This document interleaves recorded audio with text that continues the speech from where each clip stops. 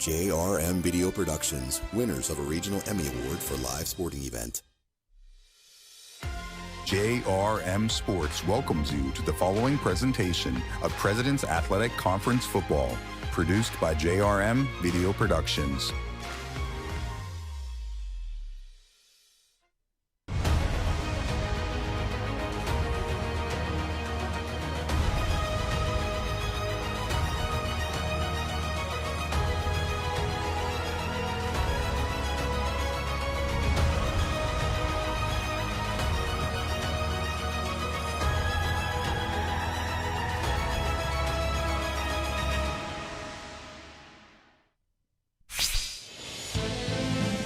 On a beautiful Saturday afternoon in Washington, Pennsylvania, a crucial President's Athletic Conference matchup commences at Cameron Stadium between two teams vying for the top spot in the conference. The Westminster Titans and the Washington and Jefferson Presidents on KDKA Plus. And we welcome you inside the broadcast booth. Austin Bechtel, Donnie Chedrick, Robert Mangino joins us from the sideline. Two teams undefeated in conference play, Tony. And two teams that in the preseason poll, right at the top, along with Grove City, the top three teams in contention to win the President's Athletic Conference. It's been that way so far. This is going to be a huge, huge game to determine who ultimately wins it. Yeah, and especially for W&J, Austin, because this is a position that the Presidents are in where if they win the game, they control their own destiny the rest of the way through. They've already beaten Grove City this season, already a couple of wins under their belt. Westminster, kind of the same thing. I think they become sort of the big dog in the conference if they can knock off the Presidents today. Yeah, Westminster with a bunch of veterans on the team, but also a very young defense that played a lot of freshmen last year that have emerged as sophomores. And one of the young players that has become a star, a two-way star for Westminster, is Bright Cannon. Yeah, Bright Cannon, he is the player to watch for the Westminster Titans. He is basically the Travis Hunter of the PAC. He'll go both ways. Coach Benzel told us before this game, Austin, he doesn't worry about him schematically or anything on defense. It is, hey, go cover this guy. That's all he worries about. But he's the leading receiver, a couple of touchdowns on the year, and also an interception defensively. It's not easy to replace Jake Pugh, PAC Offensive Player of the Year, and an overall star in Washington and Jefferson's offense, one of the best quarterbacks in program history. The responsibilities have fallen on Kellen Stahl, and after a rocky Week 1 game against Utica, he started to put those pieces together. And that's something that Coach Sirianni, he always seems to have a great quarterback under his wing. Every single year, Kellen Stahl, just the next guy that falls in line. He can do everything in this offense. He reminds Coach of Jake Pugh, who is still on the staff here at W&J. 10 total touchdowns this season for the senior quarterback. Scott Benzel in his 12th season leading Westminster is 5-6 overall against Washington and Jefferson. He has the third most wins in school history. What is the key for the Titans to pull out a road victory? A couple of the keys here for Westminster. No shootouts is one of them. The pre-game meeting that we had with Coach Benzel, he just wants to lean on his run game, help out his quarterbacks. He may play two of them. And then special team splashes. 11 special teams touchdowns in 2024 for Westminster. And then for W&J, you take a look at their keys on the screen there. You got to let your star do his thing, and that is Dante DeRubo in the middle of that defense, kind of a hybrid linebacker, defensive back, has 4 interceptions this season, has a fumble recovery. He can create a lot of turnovers and then push the pass game. You know that Westminster doesn't want to pass the football a lot, work them into a deep down and distance situation. Washington and Jefferson receiving votes, but not in the top 25, just on the outside of the D3Football.com poll. At 2-0 in the conference, Westminster 2-0 in the conference. Who will improve to 3-0 and improve their chances of winning a PAC title? Kickoff is next from Washington.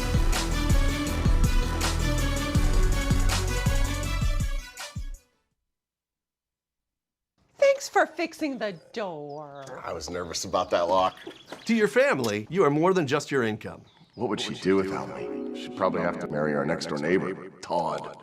Well, Todd, I have no feelings for you whatsoever, but I'm going to have to say I do. I can't afford a handyman.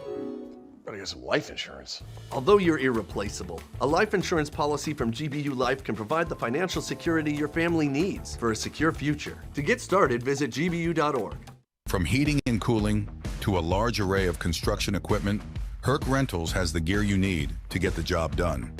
Herc Rentals is already a staple in several communities across the United States and Canada and have been serving our customers' needs since 1965. With a catalog of equipment that spans the spectrum of almost every kind of solution you can think of. To learn more about Herc Rentals, visit hercrentals.com or call us at 1-888-777-2700.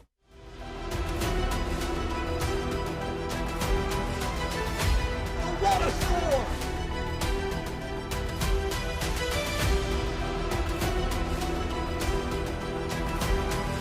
Runs his way into the end zone. He's off to the races to the 20, 15, 10, 5 into the end zone again.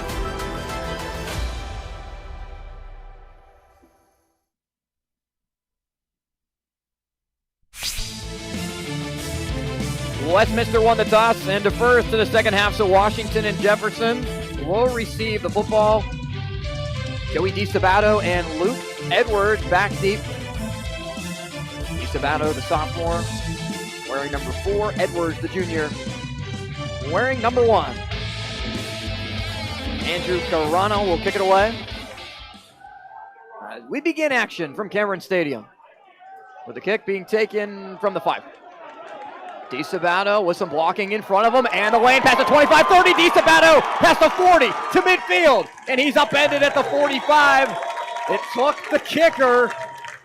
Carana saved a touchdown, but a great return for Joey DiSabato. Yeah, and that's a great return to start the game, and we knew that special teams, Austin, would be one of the massive keys of victory on either side. Robert Mangino, the third member of our crew. What's going on down on the sideline at the start of the game? Austin, you talked about the importance of special teams. We just saw that. Now Scott Benzel is going to be leaning hard on that defense that's only giving up 10.5 points per game, one of the top defenses in the country, but the offense is a powerhouse. They're one of the top 10 offenses for the Presidents. Something's got to give today. And Kellen Stahl hands it off at the first play to Andrew Sharp, who's decked at the line of scrimmage. Sharp, not much running room as Gavin Nagy brings him down. The freshman from North Lima, Ohio, who's seen increased playing time as the season's gone on. No gain for Sharp. Second down and 10. Ball at the 44 after the good return. For Kellen Stahl on the offense.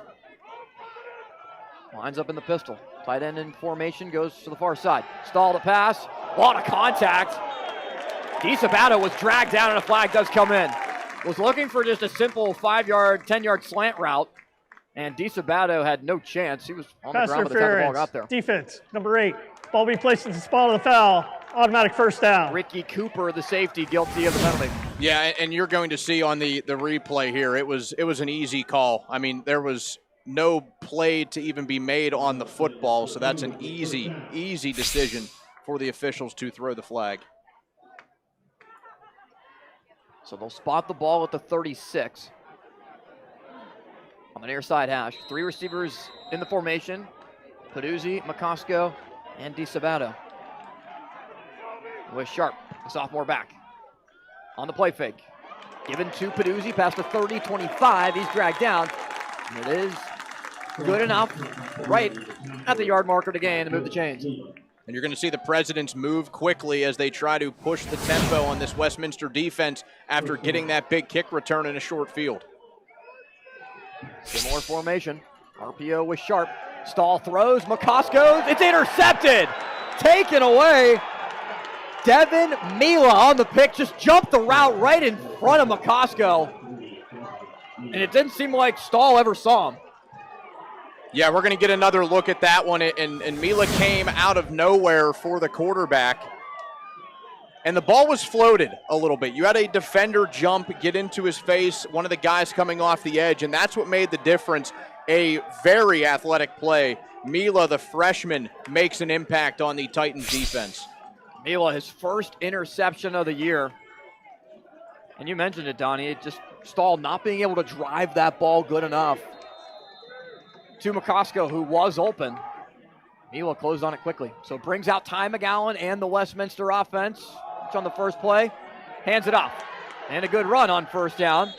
picking up about 12 yards on the first down carry. A couple of different backs are used in the formation. It's Clayton Cannon that picks it up. Demir White also factors into the equation. And a great run on 1st and 10 to really set the tone back to your offense, give them some room after you get the turnover. And we know that the Titans are going to lean on running the football. That's what Coach Benzel wants to do. That's their bread and butter. Cannon, 274 yards rushing and 4 touchdowns entering today. Averages about 5.5 yards per carry. McGowan in shotgun. We'll give it to him again. Cannon, another good run.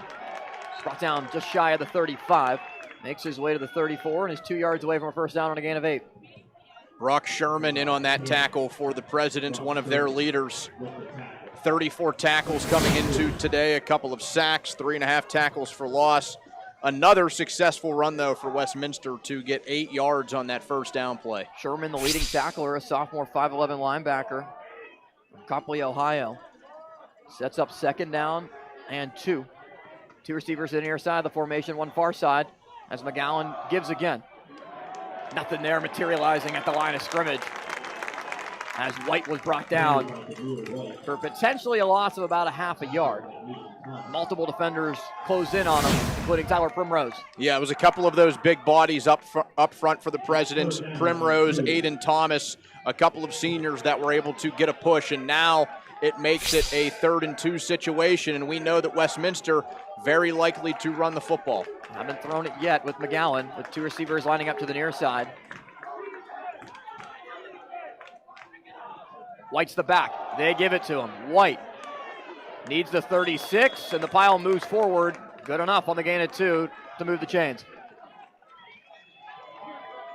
Just a classic 3 yards in a cloud of dust type play, and that's something that Coach Benzel told us earlier this week, Austin, in our chat with him. He's okay with going back to that style of football. A lot of teams around the PAC really ticking up in the pass game this season.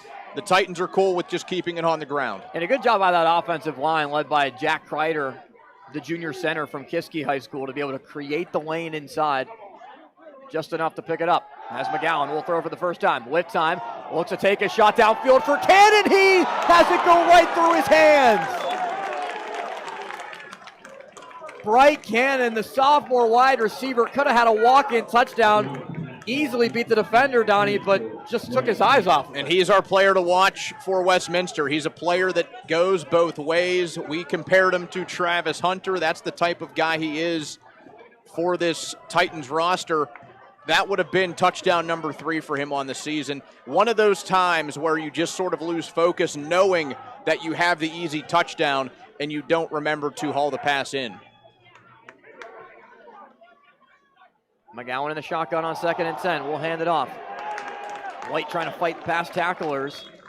He makes it a foot shy of the 40. They'll place it at the 40-yard line after a gain of 3.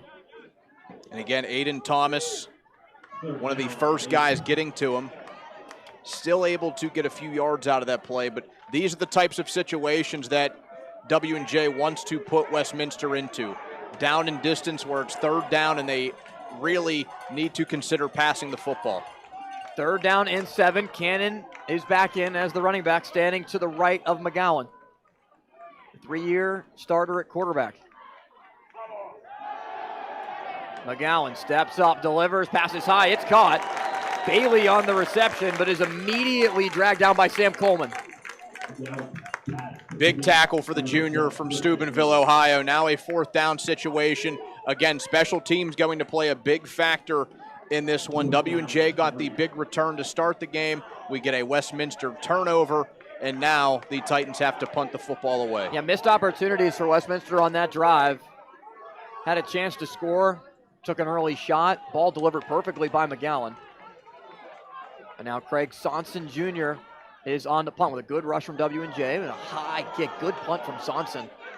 Volumino takes it from the 12 and is taken down at the 14-yard line.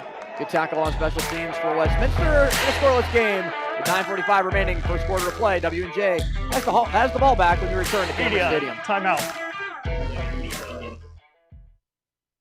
Miller's Finney Storage has the extra room you need. For more than 3 decades, our storage facility in Elizabeth, PA has offered secure, affordable, and accessible storage solutions. Miller's Mini Storage has you covered. Simply bring a lock and key and keep your items safe at our location.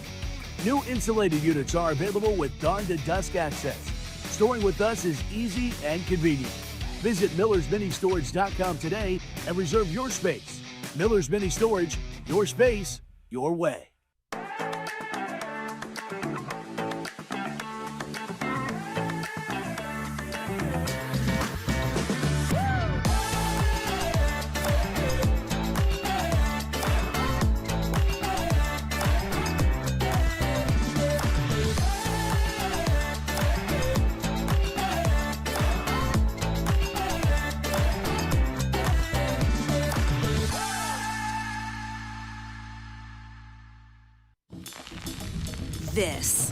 This is a meal. We're talking a good food that makes you feel good meal. You feeling that? Now, meal this. A salad for the first time in a week meal. A catching up with your ex meal. So, how's your mom? Been there. Ooh, a scoring cool dad points meal. Obviously. Thank you. Do I spy an I need 5 minutes to myself meal? Whatever you're feeling, at Panera, it just meals good. Second drive for Washington and Jefferson will begin from the 14. 3 receivers to the far side, 1 on the near side. For Stahl in the pistol with Kobe DeRosa in as the back. They go to DeRosa, who gets tripped up at the 15. Dylan Sleva in on the tackle.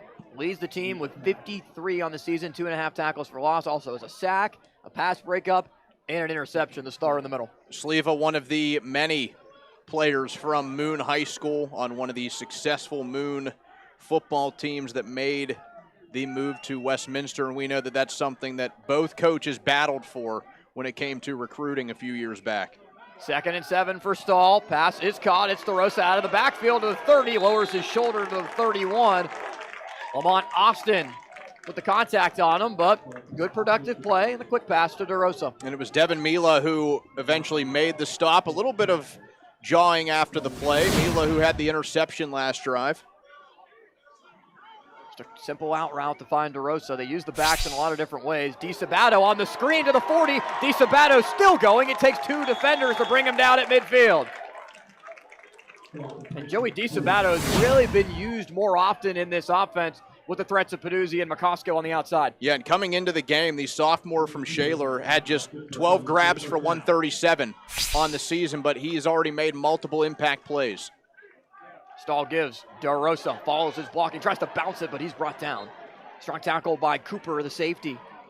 Come up to make the stop after only a gain of about 1.5 yards. It's a great tackle by Cooper because DeRosa found the hole on the right side of the offensive line. He was going to try to bust it outside, and Cooper gets the stop. W&J's offense likes to move quickly. The ball in the middle of the field. Won't fake the handoff.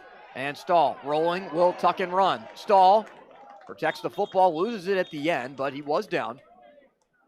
As he was brought down by convoy defenders, Nagy, one of them, at the 43. And you can just see the way that Kellen Stahl plays. He looks like so many other W&J quarterbacks that we have seen over the years, Austin. Athletic, can move, run the RPO offense. It's like they did with Jake Pugh, who's now on the coaching staff, helping to coach up the defensive backs. As Stahl on 3rd down, steps up, delivers. DiSabato's open for a 1st down. Sits down at the 35 and moves the chains again. DiSabato has been a very frequent target of Kellen Stahl. Yeah, and again, by no means the lead receiver coming into the game. We have a Titan defender down, and I believe it's Mila who had the interception. It is. Just takes a seat at the 35 and will be attended to by the training staff. You were talking about some of those Moon players that have been highly impactful for Westminster, as Tate Beachy, the wide receiver, is one of them. Ty McGowan, quarterback for Westminster, obviously with Sleva as well. Ben Bladel at Grove City was on that Moon team that went all the way to the WPIL championship game. A lot of players from that Moon team that have been highly successful D3 players in the conference. Yeah, I mean, and we've seen so many of them here at Westminster. You get Bladel at Grove City. So many of them stayed local. They stayed within the PAC, and that's just always a fun little battle that coaches have to have when it comes to recruiting. Really, not just these two guys, but all over the conference. I'm sure it was a battle to get all of those players. On 1st and 10, they go to DeRosa. And DeRosa is able to gain 7. And as much as W&J does like to throw the ball, they try to control the tempo with the ground game. DeRosa and Sharp both playing a series so far. It's DeRosa on the second drive after Sharp started the game. DeRosa, the senior, was the PAC Offensive Player of the Week last week. Estall rolls out. Pass is caught, but just a short gain. Not much really amounted for Luke Edwards. Backup running back on the short catch. Something both of these teams will do well, and why the defenses are so successful. They'll have their missed tackles because every team has those, but for the most part, they will make sure that the first guy that gets to a ball carrier gets him down. Sharp the back on 3rd and 2. Motion man towards the formation. Sharp on the carry. Sharp picks it up, still going, spins his way inside the red zone. It takes multiple tacklers to bring down Andrew Sharp, the sophomore, 5'10", 215-pound running back. Yeah, as I say what I just said, we have somebody that carries multiple defenders down the field to move the sticks. Sharp came into today leading the team in rushes, rushing yards, also scoring 4 touchdowns. It's average a little bit over 4 yards per carry. A workhorse back in his sophomore year. Gets another call. Sharp tries to bounce it, breaks 1 tackle. Sharp still going inside the 15. And another productive gain of around 4 yards. You can pick up 4 yards on first down. Sets it up for a lot more manageable on 2nd and 3rd. Yeah, I mean, it's just simple math, too. We hear about the 3 yards in a cloud of dust. That's something Coach Benzel brought up. But if you get 4 or 5, you're moving the chains at an even better clip. Stall steps up, delivers, open man, Peduzzi can waltz into the end zone for the touchdown. John Peduzzi from 13 yards out from Kellen Stall. And again, just great read from Kellen Stall. He goes to the RPO game. He is able to do really well, you'll notice, rolling to his opposite side. Sometimes quarterbacks are uncomfortable rolling to their left when they're a right-handed QB. We've seen him do that a few times already today. He finds the man open. He shows that threat to run the football, and Peduzzi walks in. W&J strikes first. Devin Wyatt on for the extra point. It's good. 7-0. The Presidents out in front against the Titans. John Peduzzi scores. Career touchdown number 44.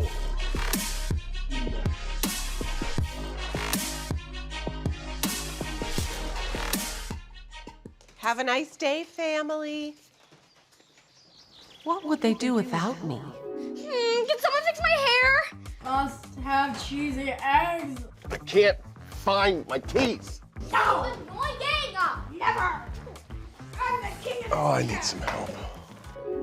I better get more life insurance. You're irreplaceable, but a life insurance policy from GBU Life can provide your family with the resources for a well-planned future. Visit gbu.org to get started. A house is just 4 walls, but a home, that's something more. At Your Town Realty, we don't just work here, we live here.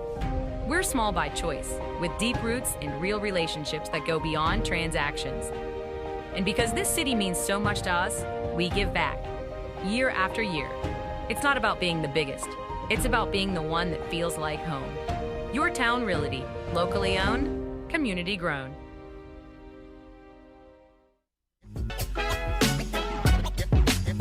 Students come to Westminster with goals as unique as we are. Some know the career we want, like Jaheim, who's going to be a physical therapist. Some know the major we want, like Tori, a double major in marketing and math.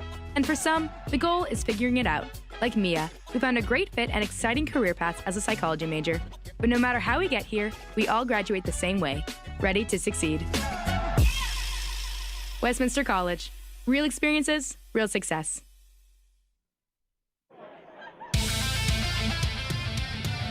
7-0 W&J. As John Peduzzi, his 44th career touchdown, the second all-time. Jesse Zubik is the leader for the Presidents with 54, so Peduzzi now 10 away. Going to be pretty difficult to try to pass that number in his senior year, but he's also second all-time in career receiving yards, third in career receptions, as it's taken from inside the 5. White gets tripped down just shy of the 25-yard line for Ty McGowan in the offense. Had an opportunity on the first drive. The ball that went right through the hands of Cannon at the 25. Could have been a walk-in touchdown. Looking for a response after W&J first on the board. Yeah, and for a player like Bryce Cannon, you want him to have a short-term memory when it comes to that play, because you don't want it to be something that sticks with him for the rest of the game, because it will impact him mentally and think, if I get in that situation again, it might pop up in his head and he might do the same exact thing. You want him to completely wipe that off the board. They start out with Cannon as the back to the right of McGowan. Ball on the near side hash with 2 receivers on the far side, 1 near side.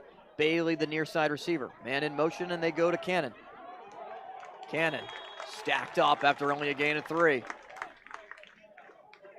One thing about W&J defensively, they do a good job of the first initial man that gets there to the running back, slows them up, and then the convoy arrives.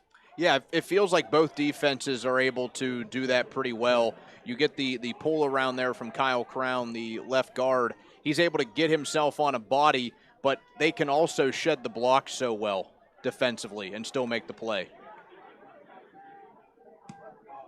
Koval, the tight end, comes in tight to the formation. As McGowan looks to throw. Rolls out to the far side and dumps it off. It is Koval on the reception. And just shy of the 40, picks up the first down. Solid gain of 12 for the backup tight end. Yeah, and it hasn't been a ton of usage for Koval this season. That was only reception number 7 on the year, but he's able to make it count. You move the sticks. You get closer and closer to midfield as it goes. Nate Wadsworth and Brock Koval, the 2 main tight ends that Westminster deploys.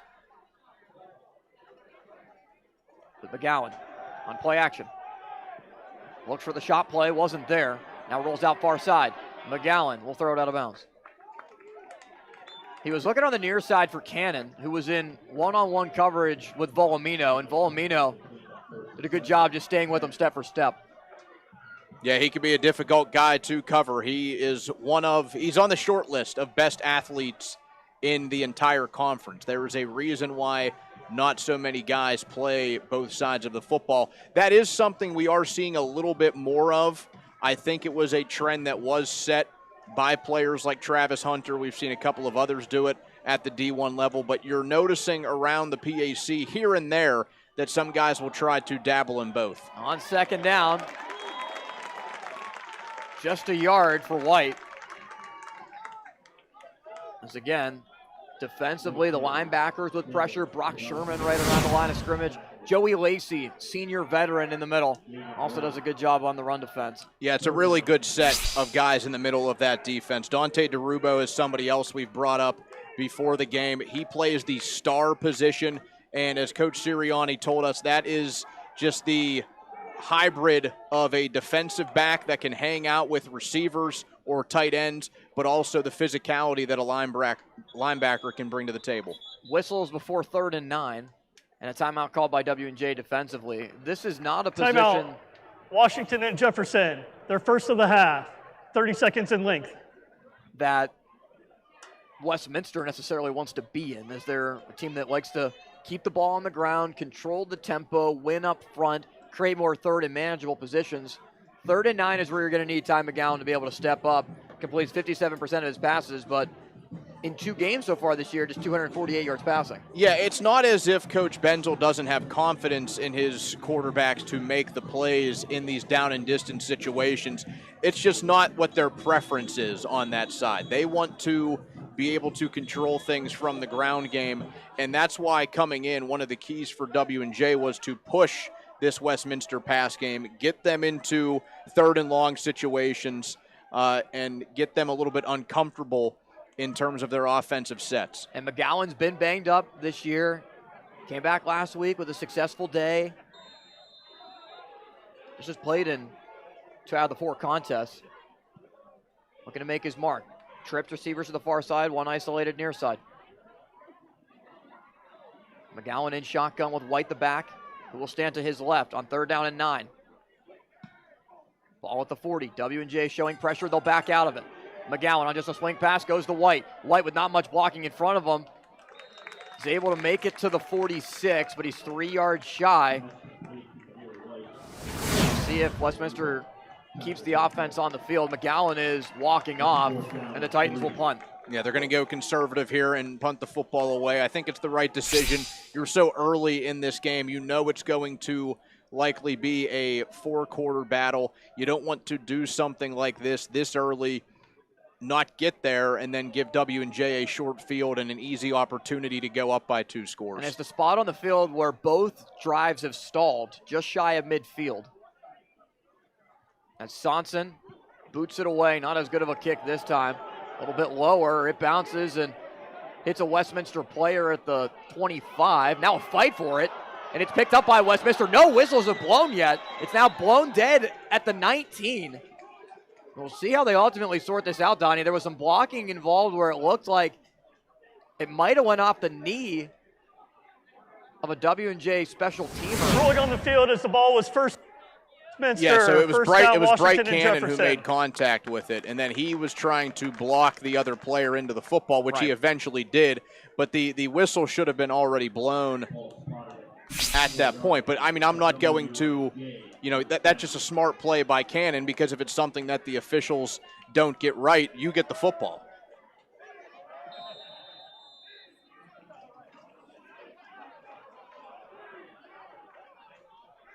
First and 10 at the 24. Man in motion is Peduzzi towards us.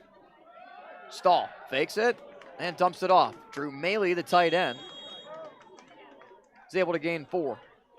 Or he's brought down by Lamont Austin. Austin, one of the young members of this defensive backfield. Multiple sophomores, a couple of freshmen work themselves into the mix. So a bright future for this Titans defense on the back end. Stahl this time hands it off. Running near side is Sharp. Sharp with room past the 40. Flag does come in though. As DiSabato was blocking Cooper, and it looked like he might have just had a little bit too much of a grab of Cooper's jersey. Holding. The offense walks backward. Offense. Or 10-yard. Down. And it is on DiSabato, guilty of the hold. Yeah, we're going to get to see the replay of that. It always does catch some attention when a wide receiver gets a pancake on a play. I'll be honest, based on the replay that we just got on our screen, I didn't think it looked all that bad. It's just wide receivers don't normally do that, and that is an easy attraction to the officials' eyes. No, you really don't see it that often, and we'll see what Stahl can do on second down as he steps up. Another flag comes into the backfield as Stahl runs out of bounds right near the original line of scrimmage. And yeah, this time they're going to get Andrew Sharp. There's a collision there with one of the staffers. I think one of the members of the chain gang. And he lost his hat and all. Everyone seems to be okay. 10-yard penalty. And there's another holding penalty on W&J. Yeah, it was Andrew Sharp getting one of the extra blitzers that Westminster brought in. So back-to-back holding penalties. That one a little bit more egregious. Yeah. You could see Sharp on the replay with his hands around the defender. These things can really be drive killers. I mean, look how far back now behind the sticks W&J is. Yeah, and Westminster decided play field position. Ultimately not go for it right around their 45. Now the president's trying to get the right personnel on the field. With the play clock now rolling inside 25. So the lineup, McCosco and Peduzzi to the far side of the formation. Stalin shotgun on 2nd and 21. We'll throw the far side. McCosco with blockers in front of him. McCosco past the 20, 25. McCosco is dragged down at the 27, but a productive pickup for the Presidents at gains 14. Yeah, and that's what you wanted to do on that play. No need to get every single yard back. Set yourself up where the third down was at least possible to reach that lead stick. 3rd and 7. Inside of 30 seconds, W&J will need to run a play. Difference of about 4 seconds. Play clock to game clock. Stahl in the pistol. Will send Sharp out to the far side in an empty backfield.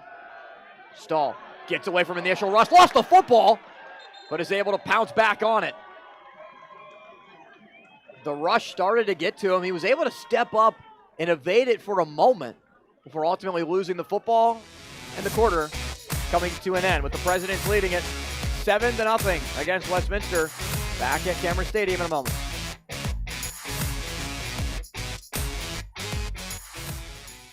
Complicated payment processing slowing you down?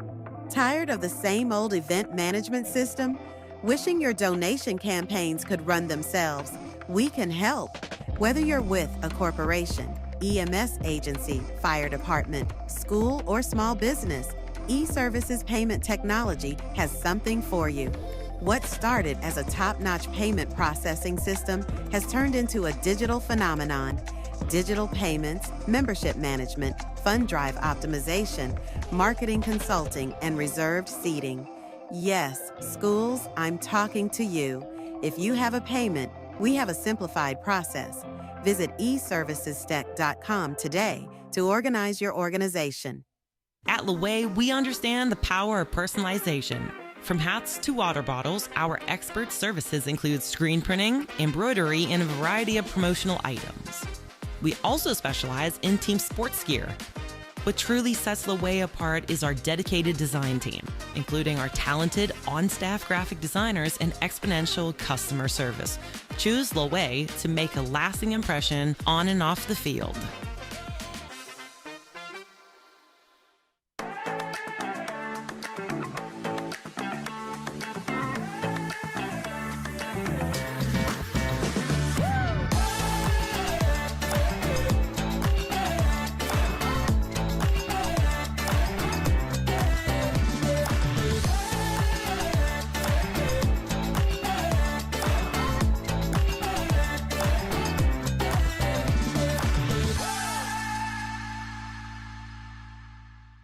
When news breaks, KDKA is ready at a moment's notice, wherever the story takes us. This is what we're looking at on the south side. It's the Birmingham Bridge, East Carson Street. Got a roof off of a building. Breaking down what's happening in your community. Vehicles stuck near Myersdale, Somerset County. The mayor here tells me this is some of the worst flooding he has ever seen. Giving you the most accurate, up-to-the-minute information. But let me give you a look at the car that he was driving. KDKA TV, your home for breaking news.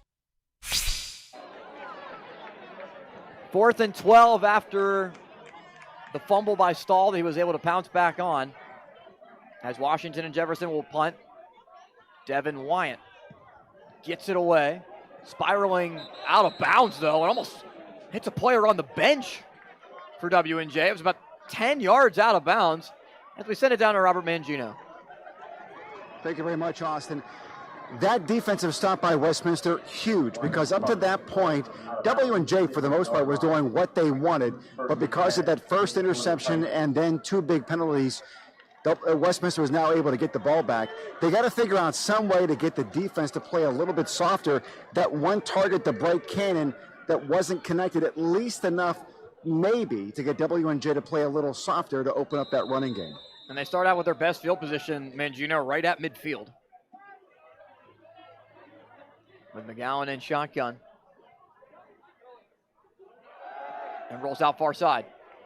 McGowan just throws it away. Looks like Cannon out of the backfield was the intended man there on the play, but he just stumbled right out of the route. Might have got his feet tripped up. Yeah, and the President's got a good pass rush after it. And it's a little bit uncomfortable for McGowan given that he's rolling to his right, but he's a lefty QB, so he has to flip his body. You know, we've seen both quarterbacks already do this today. And when you get that rush, it makes it all the more difficult. Mike Sirianni called Ty McGowan calm, composed, accurate, and also an efficient passer. Through one quarter of play, though, it's been the ground game that has carried, and not much of anything through the air yet. As they hand it off to Cannon, and he's stacked up behind the line. Brought down by Tyler Primrose. Right at the line of scrimmage. They'll call it no gain. A solid play for Primrose. 13 tackles on the year, 3.5 tackles for loss. Also has a sack and a half. That defensive tackle pairing for W&J having a very nice first half so far. Tyler Primrose makes the stop there, the senior from North Catholic, but Aiden Thomas, the fellow senior next to him, both of those guys have been getting very good penetration. They've been able to make some plays when they can shed blocks.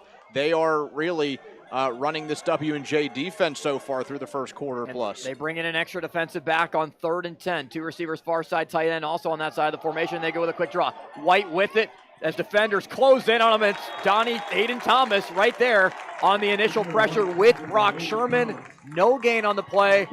Westminster does not even pick up a yard. It stays at midfield.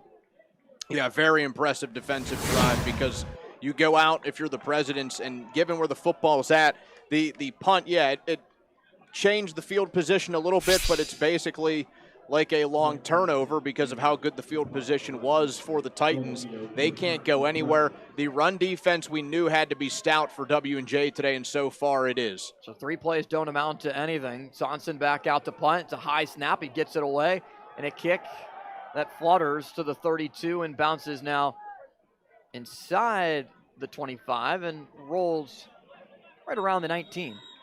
But ended up taking a favorable Westminster bounce.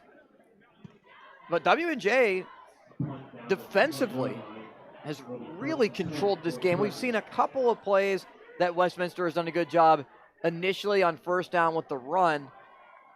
But the Presidents defensively is really the main story of the matchup. Yeah, what Coach Sirianni wanted to do is what is working so far through the first 15-plus minutes. He wanted to force Westminster into uncomfortable situations. They would have some success on the ground. They did so early, but they haven't had much since, and that has been a bugaboo for them. Stahl pitched it far side to DeRosa, but he's met by a plethora of defenders, Sleva included, with about 4 different Titans that converged.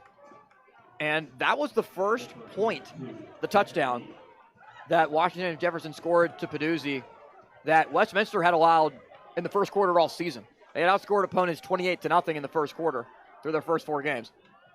As Stahl on a quick pass goes back to DeRosa, who spins his way past the defender to the 20, but is only able to gain a yard, if that.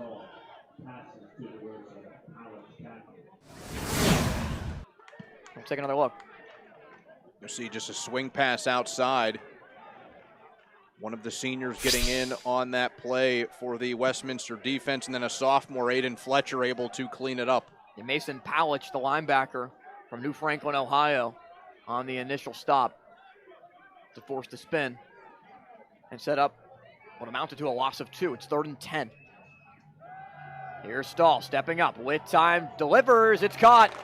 DiSabato, first down.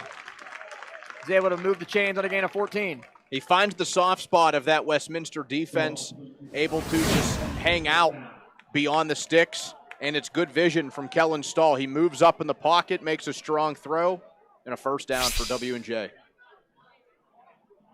DeRosa the back, they fake it his way.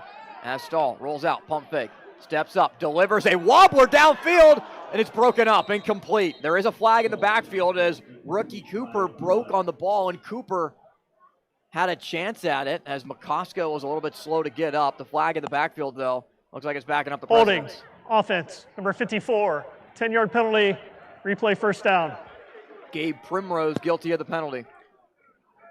And you see the player that made contact with Kellen Stahl, Gene Gary Joseph, the 5th-year player from North Miami, Florida. He has made an impact on this game a couple of times today. He was the one that forced that fumble to end the first quarter. It was recovered by Stahl, but he in turn forced a W&J punt. Backs the ball up to the 24. Peduzzi in motion to the far side. They're trying to set up a screen, and it's caught. DeRosa with room in front of him. Has a blocker. DeRosa with a burst of speed past the 45 in midfield. DeRosa's off to the races. To the 30. DeRosa 25-20. And DeRosa slows up as he approaches the 16 and out of bounds. But a big play for W&J to move inside the red zone.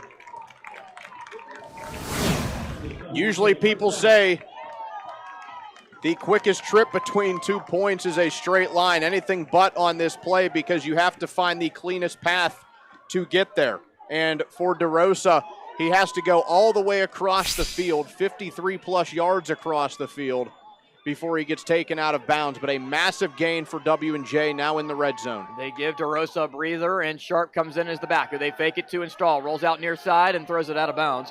Peduzzi was taken down at the 15 and gets up, and there's some words at the very end of the play as it was Cannon and Peduzzi just exchanging some pleasantries.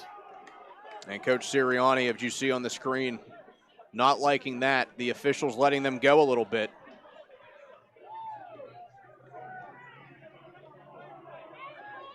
And Coach Sirianni definitely a little bit animated.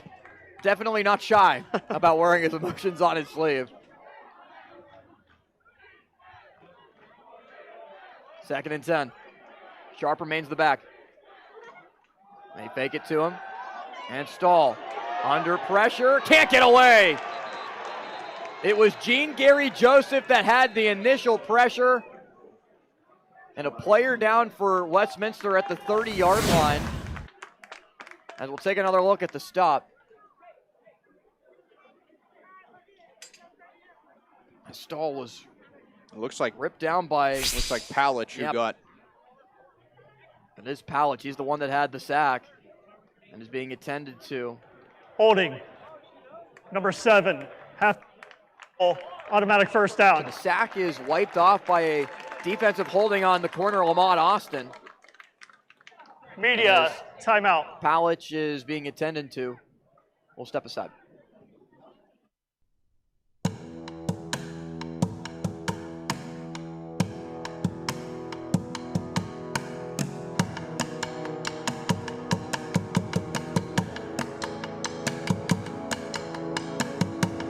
Now is the time.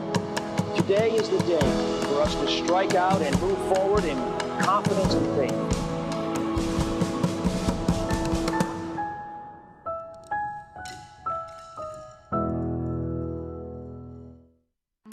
Stay connected with all the action. Follow JRM Sports on X, Instagram, and YouTube. Get the latest highlights, exclusive content, and behind-the-scenes moments from your favorite sports. Don't miss a second. Follow us today.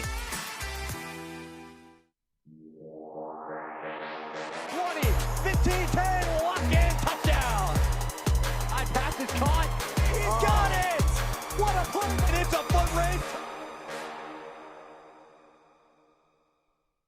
Thanks for fixing the door. I was nervous about that lock. To your family, you are more than just your income. What would she do without me? She'd probably have to marry our next-door neighbor, Todd. Well, Todd, I have no feelings for you whatsoever, but I'm going to have to say I do. I can't afford a handyman. Gotta get some life insurance. Although you're irreplaceable, a life insurance policy from GBU Life can provide the financial security your family needs for a secure future. To get started, visit gbu.org. Good to see Mason Palich able to walk off under his own power to the sideline, but the defensive holding penalty on Lamont Austin makes it 1st and goal for the Presidents, who hand it off to DeRosa.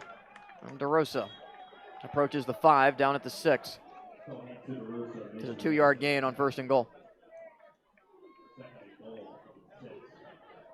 And those types of mistakes starting to pile up for Westminster, especially if the Presidents can punch it into the end zone. And a chance here early in the second quarter to take a 2-score lead. 3 running backs in the formation. As Stahl looks to the end zone, 1-on-1 and incomplete for McCosco.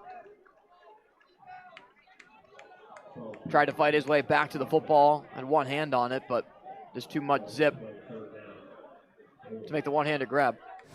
We know how important it is to grab that early lead as you see the replay here. Cannon on the coverage in the end zone. Sorry, that was Lamont Austin on the coverage on the far side. But you had the game earlier this year, Austin. W&J got out to that huge lead against Grove City, and it just wasn't enough for the Wolverines to come back. Especially if you can make it 2 scores. A type of game that Westminster would like to play. The lineup was sharp, in motion towards the formation. Stahl surveys, has time, rolls out near side. Stahl throws it away. He was pressured by Aiden Fletcher, the linebacker, to force the incompletion as Peduzzi had a little bit of space in the end zone by himself and just kind of stood around the hashes in the end zone by the backside pylon, but Stahl couldn't find him. And it's a good defensive stand by Westminster because after that huge play from Kobe DeRosa, it seemed like a lot of things were leaning in favor of the Presidents to go up by 2 scores. They're able to hold strong on this end of the field. They'll be down 2 scores, but get the football back. 23-yard field goal by Devin Wyant is up and good. Wyant now 5 of 6 on field goals on the season to make it a 10-0 ball game. And if we do want to pull up that play, if we have it of DeRosa, we can try to get the telestration in some movement over here, Austin. That's the one that set it up, Donnie. Should be right here. If you try to get the little trail going. Uh-oh. Okay, here we go.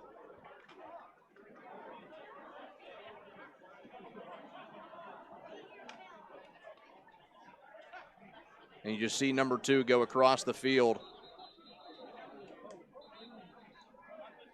And it just cleared out for him before eventually Westminster was able to catch up, and DeRosa ended up being forced out of bounds inside the 20. It's just a simple play out of the backfield. But if it's somebody that's not accounted for, that's what fell for the Westminster defense. They're fortunately able to stand up on the other end. Cannon and White are back deep for Westminster. Currently in a 10-point hole.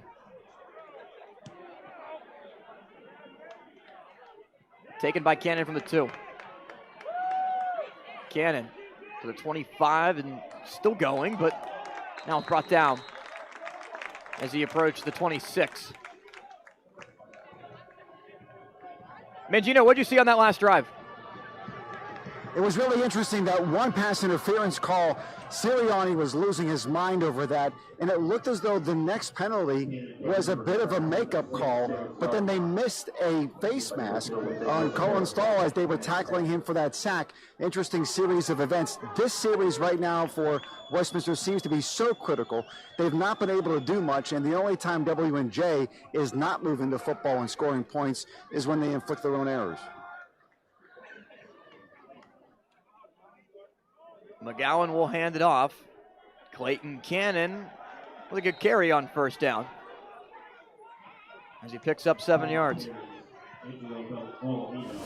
This is a critical drive, Donnie, for them to be able to find a way to still continue to run the ball. Don't get away from your offense, but it is an offense that averages about 29 points per game and only gives up 10.5 per game. They're at that mark. Yeah, you still have plenty of time, so you do not have to go away from what you are good at, what you are best at. So I expect them to continue running the football. They did so at a pretty decent clip on first down, not so much here.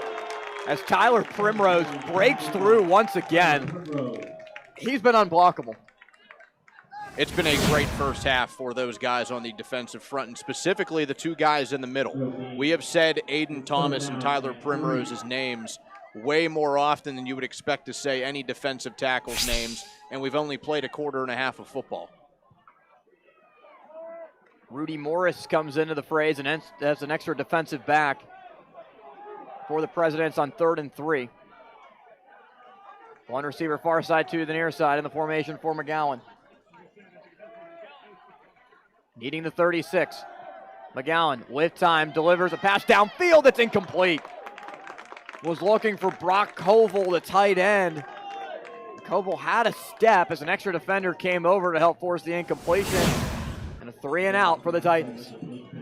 And also a heads-up play, kind of an underrated one at the end of this play by Jalen Broxy, the senior back at strong safety, for not making too much contact with Koval down the middle of the field, because if he does, that is an easy indication for an official to throw a flag. You help the offense move the sticks, and the drive stays alive. And if McGowan could have threw that ball on a little bit more of a rope, would have potentially, as Volumino calls a fair catch, resulted in a first down, but he also threw just a little bit too high, too. McGowan has been a little bit inaccurate on some of his passes. Yeah, and we haven't seen that change at QB at all. We haven't seen any sort of change the pace, and we know that Coach Benzel doesn't want to do that just to do it. We also learned before the game that Sean O'Shea, the sophomore from Seneca Valley, who has started and played in a few games this year, who can provide a true dual threat at quarterback, a little bit dinged up coming into this one, Austin. Yeah, and he's the second leading rusher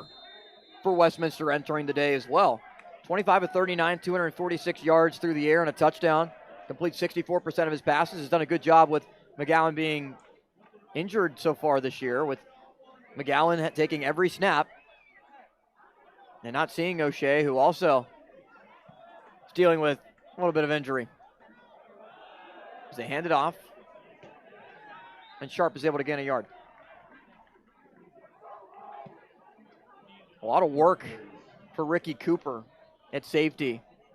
He's been the one stepping up, plays a lot of times in the box right near the line of scrimmage. Come up and make the stop. Yeah, he is somebody that can probably take over the title of a hybrid role because of how much he does play in the box. He has 3 tackles for loss on the season, a sack. Stahl steps up, avoids the pressure. Incomplete. Hit as he threw. Was almost intercepted by Sleva. Had a hand on it, but just a little bit too low. The pass was intended for Peduzzi. And it was Wes Donner, you will see here on the replay. He's able to finally get around and get to the quarterback, battling with the left side of that President's offensive line. Elijah Staub, the senior left tackle, but Donner gets to Kellen Stahl as he throws, and that forces one into the dirt. Presidents have been efficient on third down. On 3rd and 9, Stahl delivers downfield, and it's caught. McCosco is able to keep the drive alive. McCosco had just enough space in front of Austin. 47.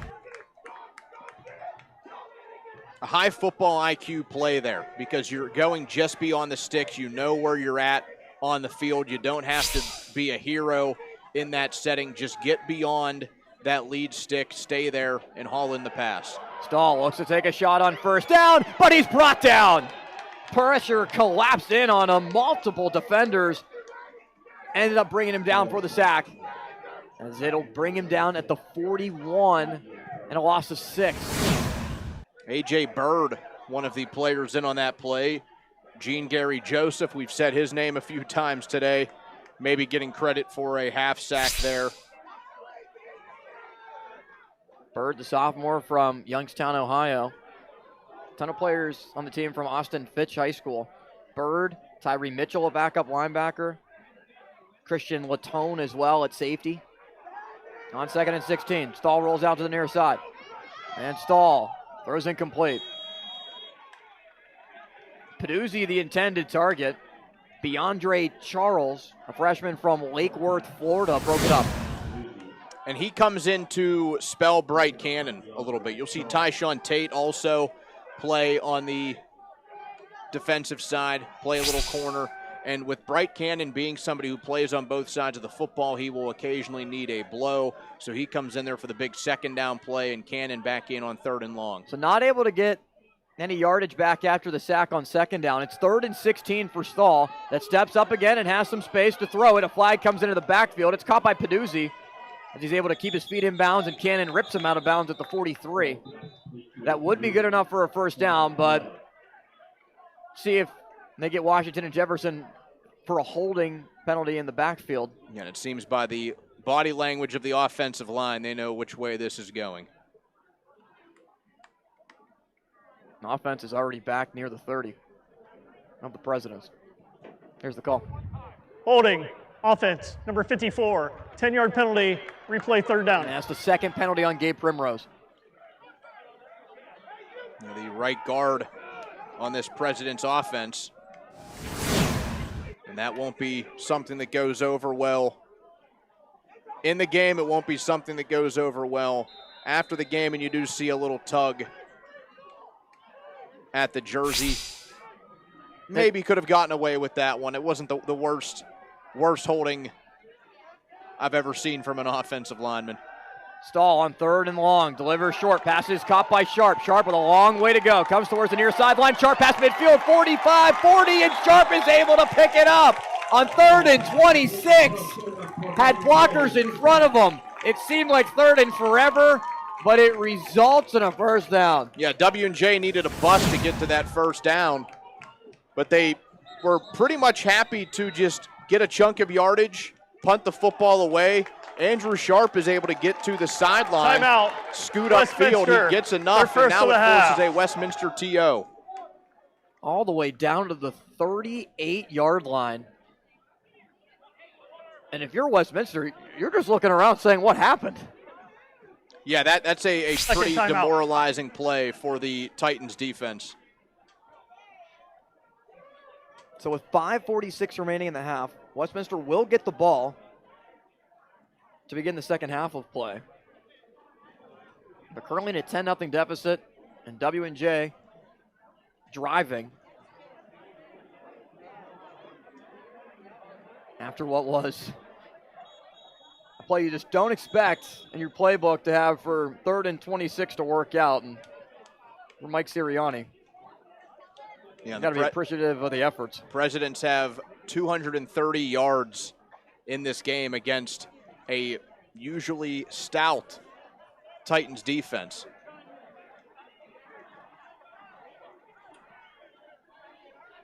Over 200 yards passing for Kellen Stahl. 2 backs in the formation with him on first down. Send Sharp to the far side and swing it out to him. Sharp with blockers in front of him. Sharp breaks off 1 tackle. Sharp, good enough for a first down. He gains 10. They give him 11 to the 27.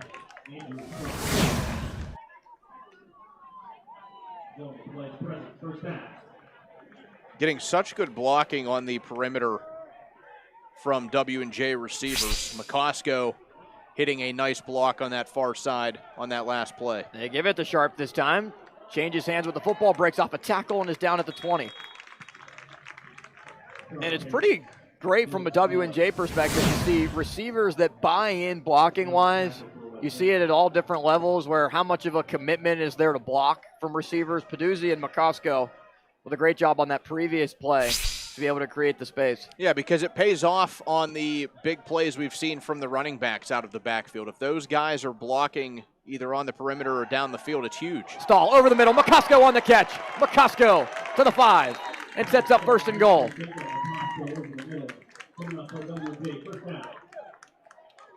Stahl, just another RPO play. That works to perfection as they fake the handoff, and there's McCosco streaking over the middle. Yeah, Stahl really comfortable in that position, even though kind of going to his opposite side. We've referenced that already today, but another strong throw and a completion. 1st and goal set up for W&J. A chance to punch it in as they have 3 backs in the formation. Stahl keeps. Stahl throws it to the back of the end zone. McCosco incomplete. It's over everyone's head and out of bounds. And you're going to see on the replay, big number 0 in white yet again. Gene Gary Joseph, he blows up the play. He doesn't make the sack, but he comes in. Andrew Sharp tries to block him. He has no chance. You're going to see this here in a couple of seconds, and that's the reason why Kellen Stahl just had to throw it out of the back of the end zone. And he got a hand up as well.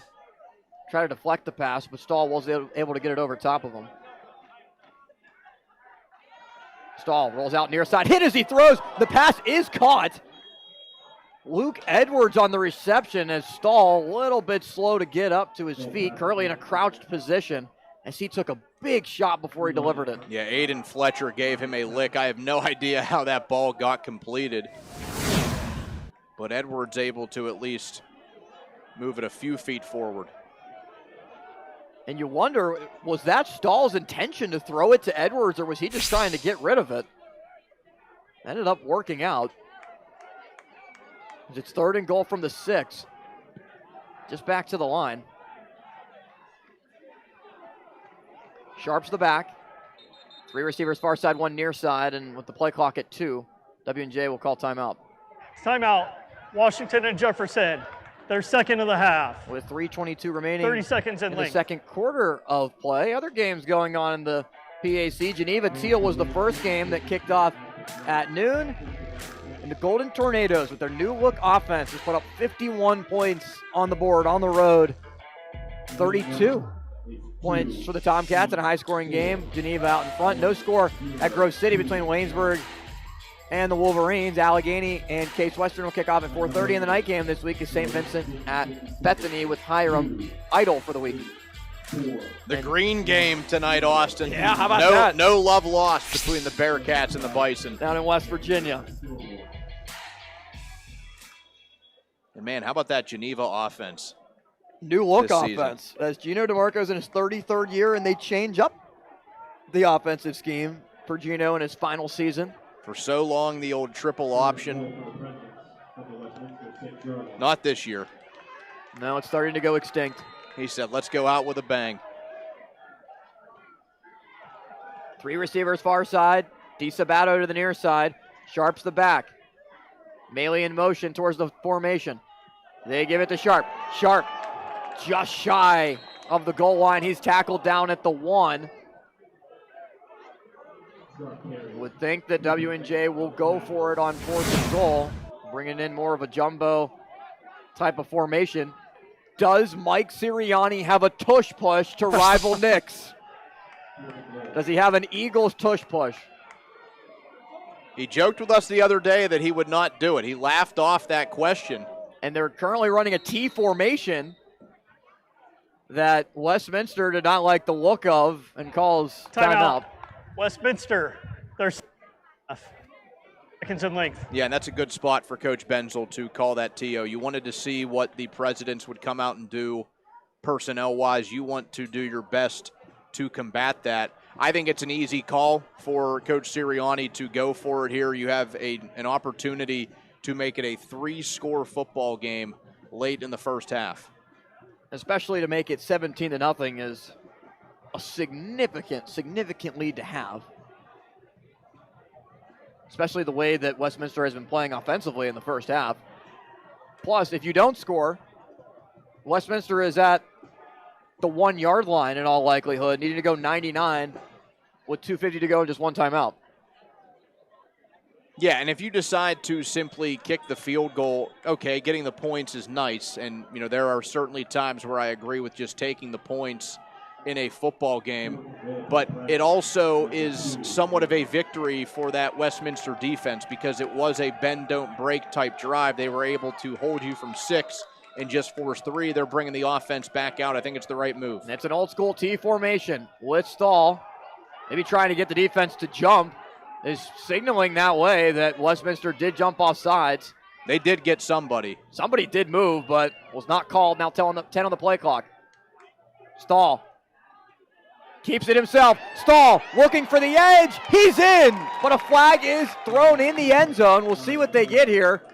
As Stahl was able to make his way in, looks like he had a conversation with the ref and is signaling touchdown. Substitution. 12 men on the field. Offense decline.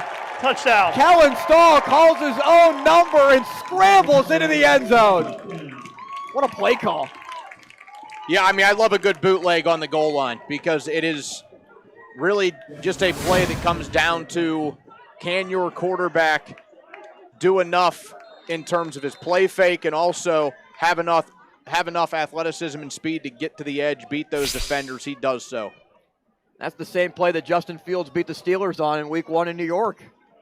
As the extra point is up and good for Devin Wyatt and extends the lead 17-0 with 2:45 to go in the half, a half that's been dominated by the Presidents. Yeah, and you're going to see the replay here, the play fake to Andrew Sharp, and then just beating every defender to the corner is Kellen Stahl. You don't see that play enough nowadays in football. Mike Sirianni goes to the old school bootleg for 6. Stahl entered the game with 128 yards rushing and 3 rushing touchdowns, give him his 4th. And the senior quarterback from Johnstown, Pennsylvania, has really settled into his own in this offense. as a first-year starter, sitting behind Jake Pugh. He waited his turn.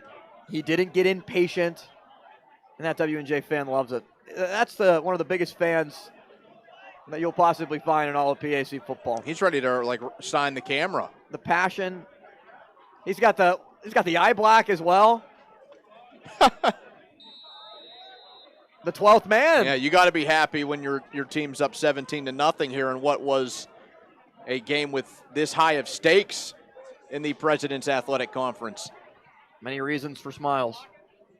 As it's taken by White near the goal line. White past the 25 and is brought down as he approaches the 30.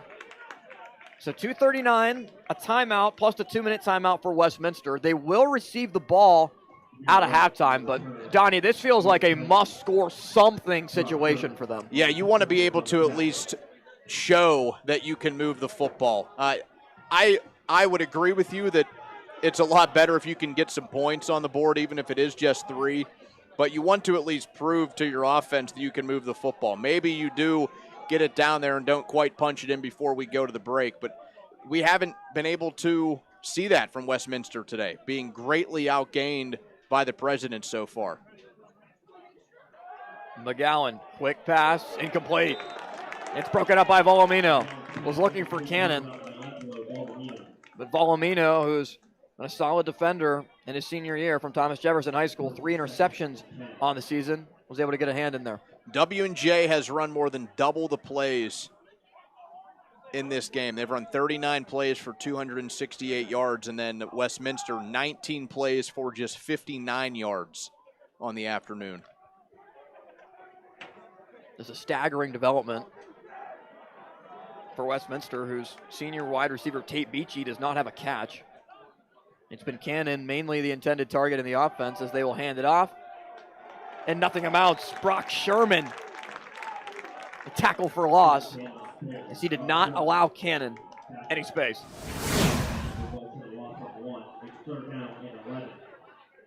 See again on this replay here, it looked like there was an opening for Cannon, but Brock Sherman quickly closes that up. Westminster does not need to run a play before the 2-minute timeout, and they will not. They'll let it go down to the break. Before 3rd down and 11. This is trailing the 2 minutes by 17.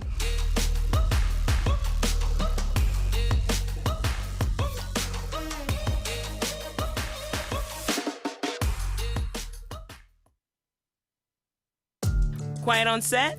No way. This is Jake's time to shine, and Ryan's, and our crew. Cameras, check. Drones, check. Checking that shot we just checked? Double check. We ain't got time to chill. We're out here capturing this action. This is when we get to work, to bring you every moment live, no matter what. Broadcasting changes everything. Transform how you experience the game with JRM Video Production. Hey, Ma, where's the dock? It's in the garage. Oh, yeah.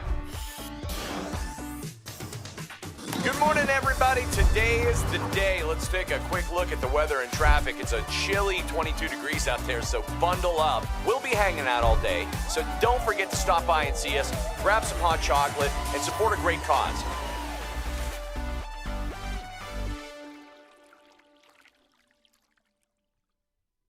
A house is just 4 walls, but a home, that's something more. At Your Town Realty, we don't just work here, we live here. We're small by choice, with deep roots and real relationships that go beyond transactions. And because this city means so much to us, we give back, year after year. It's not about being the biggest, it's about being the one that feels like home. Your Town Realty, locally owned, community grown. I think this is a model institution. You are a point of pride here in the Commonwealth of Pennsylvania. You understand that going to college is also about what you do after college and making sure you are arming your students with the opportunity to have the skills they need to go out and chart their own path to success in their futures.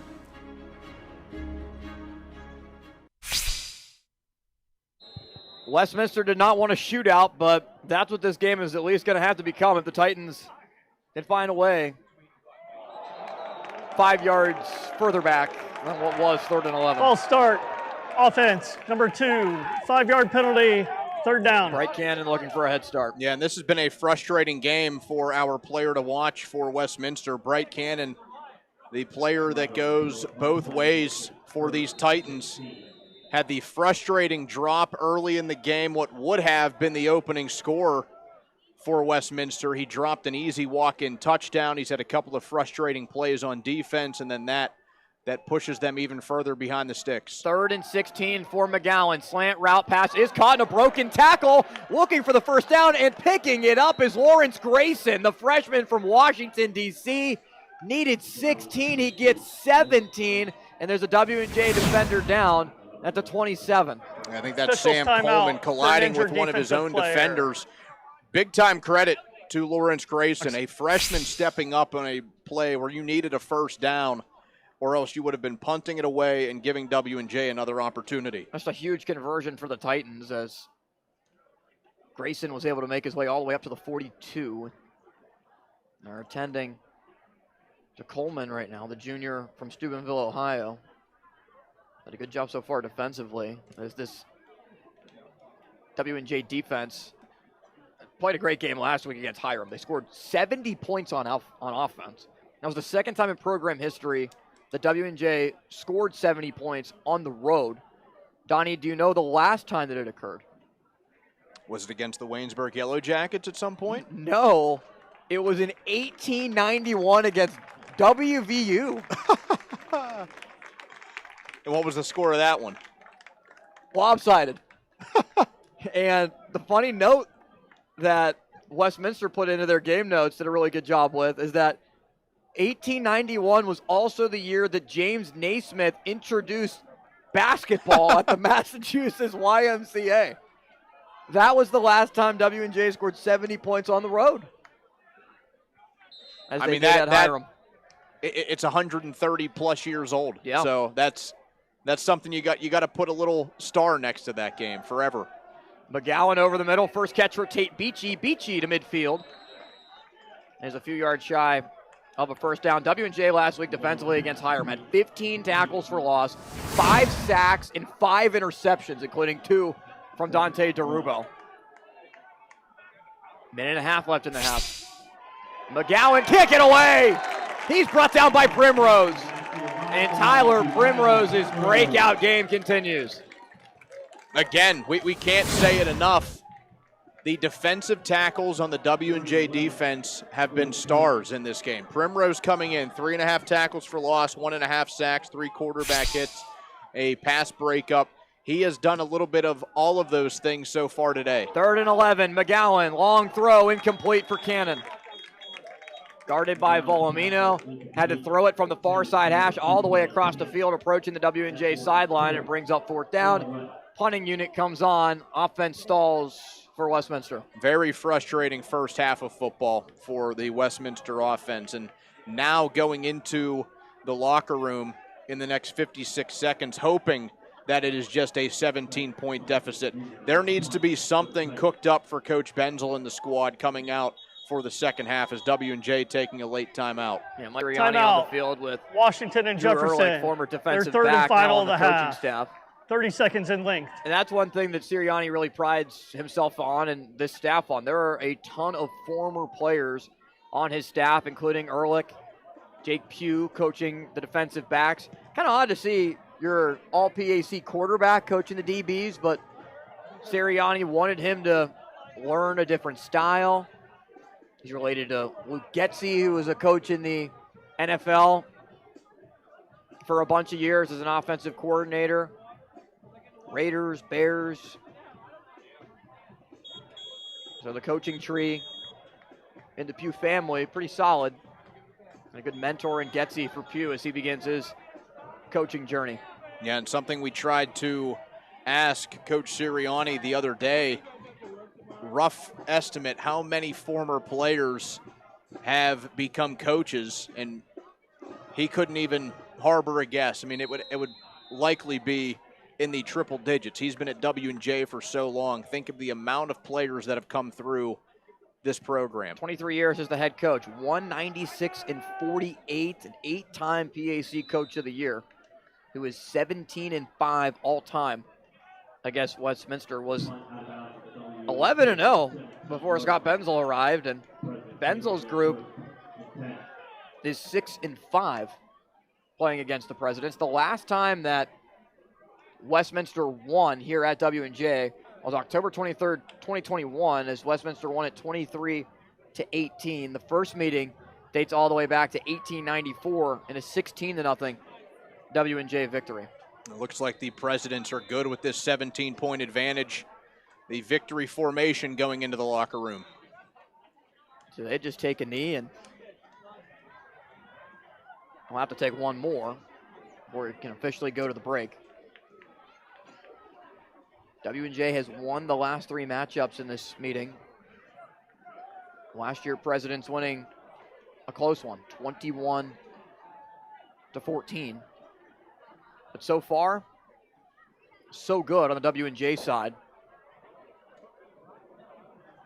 Now Stahl takes another knee and a 17-0 advantage, as the Presidents will walk to the locker room with a sizable advantage and just domination in this first half of football, Donnie. Yeah, I mean, you can't ask for a better first 30 minutes if you're Coach Sirianni and his squad. You are able to take a team that coming into today, Austin, us driving here earlier thinking, man, this is going to be a dogfight the whole time. Mike Sirianni standing by with Robert Mangino on the sideline. Pretty much in all smiles at this point, Mangino. Coach, that last touchdown drive because of a 3rd and 26 conversion. Did you have that play drawn up that way? No, I mean, our quarterback just took underneath, and the running back made a great play. I mean, you know, sometimes you got players that make plays, and, we just had a deeper pass called, and he just checked it down and made a great run. It was all them. Seems as though you're pretty much having your way on offense, except for a couple of self-inflicted errors with that one interception and a couple of important penalties. We got a lot of penalties. We got to clean that up. I mean, we're holding, and they are holds. So we got to, they're a very physical team. They bring pressure, and we've held a couple times, and it's stalled some drives. And obviously the first interception, but it's 0-0. I know it's coach's cliche, but this is a really good explosive football team. They're capable, and last year at homecoming we had a big lead too. So we're not taking anything for granted. Thank you very much, Coach. Coach. You guys, appreciate it. Thank you. Awesome. Last 10 years, homecoming weekend. W&J 9-1. And Mangino, they're 154-6 under Mike Sirianni and when leading at halftime.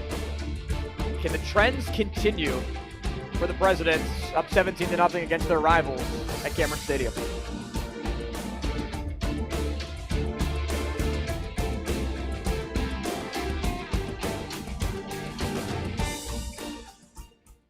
In every corner of KD Country. Reporting in Monongahela. In Derry Township, Westmoreland County. Wherever news happens that impacts you. This is a live video from McKeesport. Your community. Crews are on the scene of a large water main break in Banksville. Your family. We're a community. Taxpayers, our children go to the school district. You can count on KDKA to be there. Reporting in Aliquippa. In Clareton. In Wilkinsburg. Reporting in Center Township. Watch KDKA TV News. Miller's Mini Storage has the extra room you need. For more than 3 decades, our storage facility in Elizabeth, PA has offered secure, affordable, and accessible storage solutions. Miller's Mini Storage has you covered. Simply bring a lock and key and keep your items safe at our location.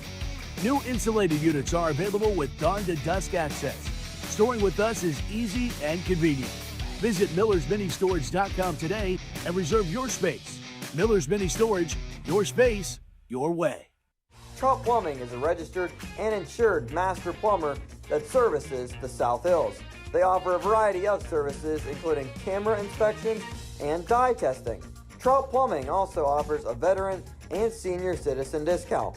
When in doubt, call the Trout at 412-983-8106. At Leway, we understand the power of personalization. From hats to water bottles, our expert services include screen printing, embroidery, and a variety of promotional items. We also specialize in team sports gear.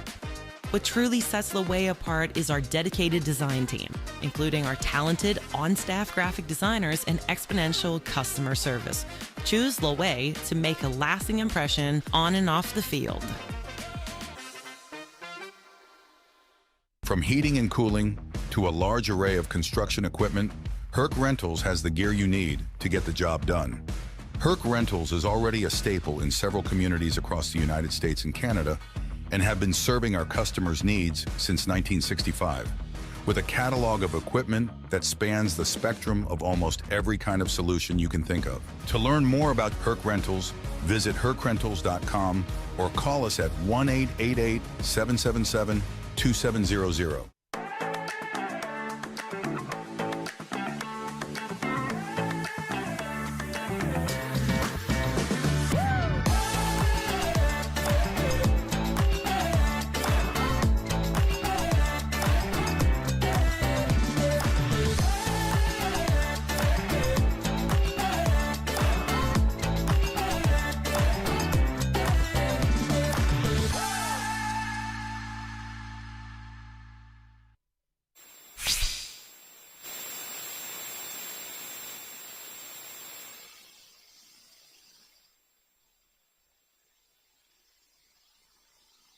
Welcome back to our coverage of the President's Athletic Conference here. Austin Bechtel joined alongside senior running back for the Washington and Jefferson Presidents, Kobe DeRosa. And Kobe, the Presidents have had a ton of success over the last couple of years with you at the helm of it as well. What do you think has been the main key for the offense under Coach Sirianni for you guys to be PAC champions last year? We just really have a fast-paced offense. We just keep moving. We don't like to stand still. We like to keep coming at defenses, and we have a lot of good receivers on our team and a lot of good athletes. And we'd had great quarterbacks, and especially our defense too, just all around our whole team. We're just filled with athletes, and now we lost a lot of guys, but we plan on having a pretty good team when we get them back. Your football journey, where did it begin and how has it progressed to the point where you chose W&J? Well, I started at a small school at Laurel, and I was a quarterback there, so just looking for schools, it was hard trying to find someone that would work with me, just being an athlete going in there. And so when I got to W&J, they really weren't sure what position they wanted me to play. And I just thought it would just be the best for me to just play running back and just try to develop there because I was a bigger guy and I knew I just couldn't play receiver and quarterback just wasn't my thing. So it's just a lot of hard work and a lot of transitioning, especially playing at the next level now. Was it a difficult transition? Yeah, definitely a lot faster because I just never played against guys this big and this fast, just playing small ball all the time. So it was just really hard. Talk about the team a little bit last year. What are some of those steps that you want to take from last season to this season, especially with you maybe more in a featured role? You played a ton last year, but still might be dependent on as the bell cow this year. Yeah, I just want to take a lot of responsibilities for the games we lost last year because we never had a solid or efficient run game. Our pass game was there. Just when we get big leads, we tend to lose those just because we couldn't control the football and we just couldn't keep things going. So I just hope we just have a better run game this year, and I think we have the guys to do so. Coach Sirianni said that you have a huge chip on your shoulder. You alluded to it a little bit, but why is that? Why is there such a big chip? I just think we just get disrespected every single year. We always got to fight to get in that top 25, even though I think last year we were beating teams in there and we still just weren't getting in there.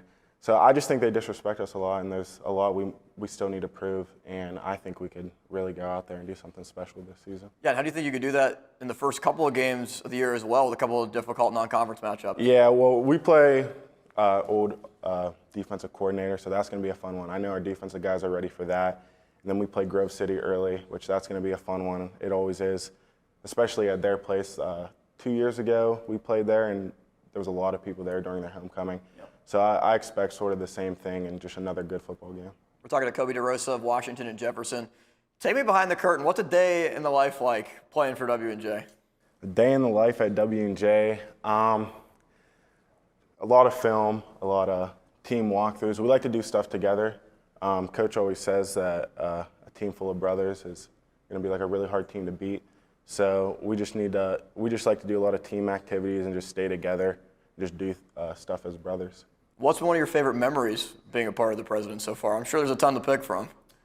Yeah, there's a lot. I would just say, like, getting the opportunity to go to these away games and, like, stay overnight in these hotels, like, some of the stuff that these bigger programs do, it was pretty cool. So going to play Case Western last year, we got to stay overnight from the far drive, and a playoff game, we got to stay overnight. That was just a cool time being with all my teammates. What do you enjoy most about the campus and the school that has allowed you to be here for 4 years and want to be here?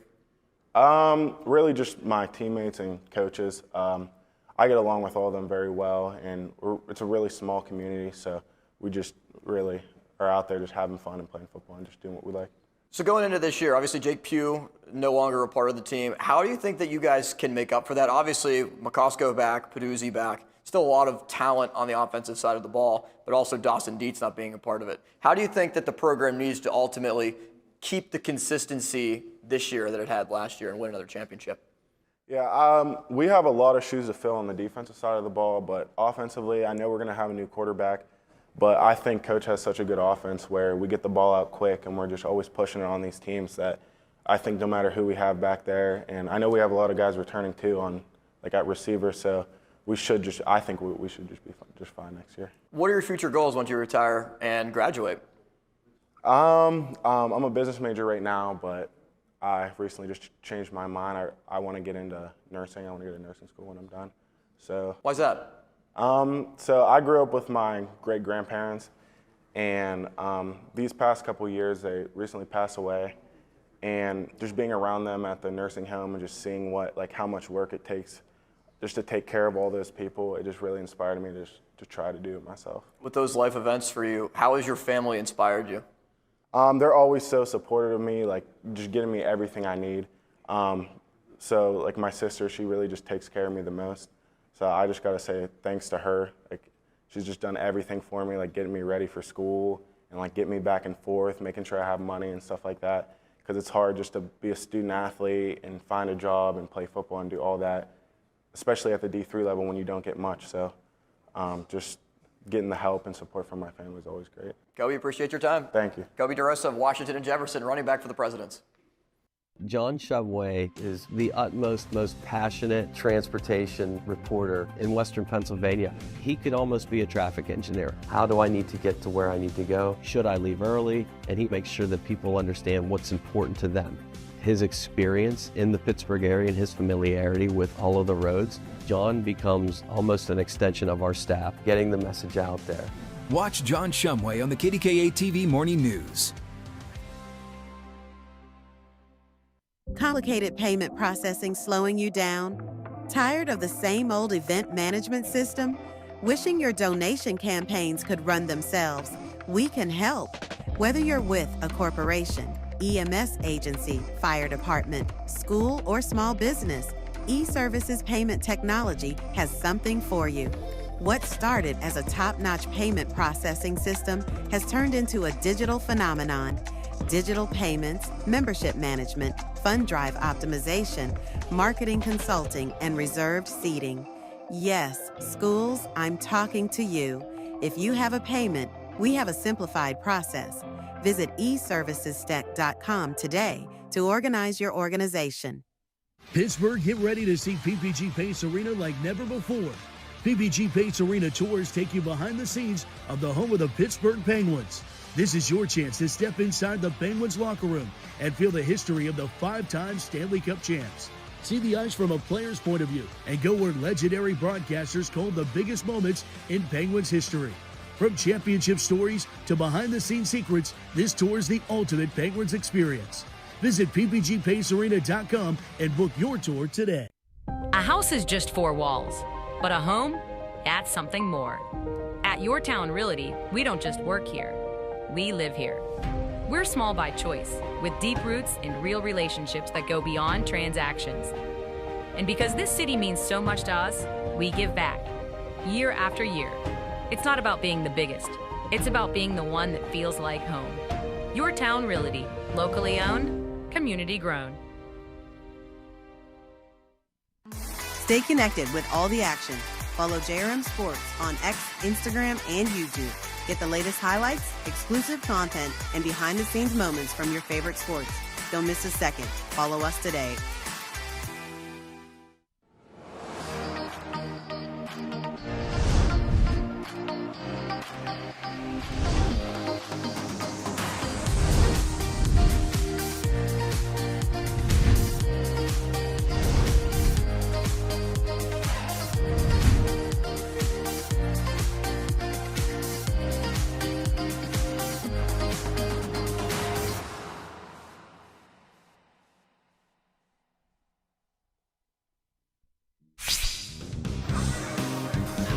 And the Presidents on top of the Titans, 17-0. Just absolutely dominating performance so far in the first half.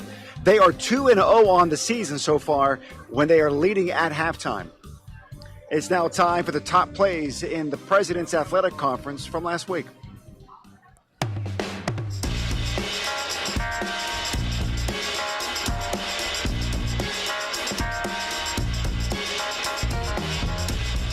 Hello, everyone, and welcome back into the studio. I'm Ethan Spazarski, and you know the drill. We've got 2 minutes, so let's waste no time and see the top 5 plays from around the PAC. Starting out with number 5, Case Western's quarterback Sam Detelio passes to Dylan Cave over the middle for Cave's second touchdown and the 14-0 lead for the Spartans. Next up, the number 4 play, starting with quarterback of Grove City, Sutton Ellis. He finds Daniel Sullivan with some toe drag swag in the back of the end zone to hold on to the touchdown catch. For the number 3 play, we're in New Wilmington, PA, and Lamont Austin reads this miscommunication perfectly for the interception, returned for the touchdown, and extends the lead for the Titans to 42.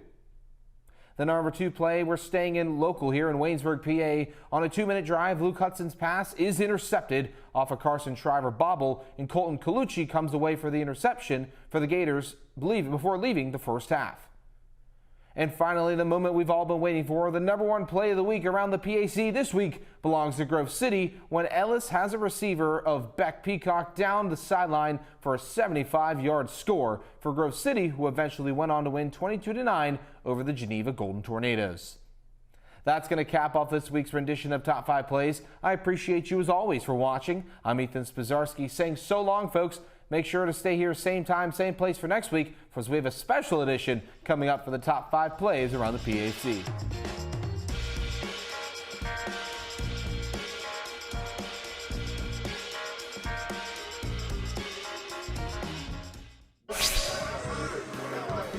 When you look at this first half, this could easily be a 28-0 game, except for a couple of costly penalties that killed drives for W&J. And Westminster just struggling to get anything going on offense at this point. Interesting to see what Coach Benzel is going to dial up at halftime to be able to get back in this game.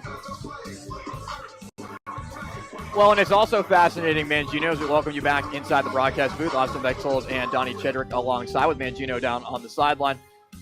What would have happened if the ball did not go through the hands of Cannon at the very beginning of the game on the first drive for Westminster? You really have to wonder that, because now 75 total yards of offense for the Titans.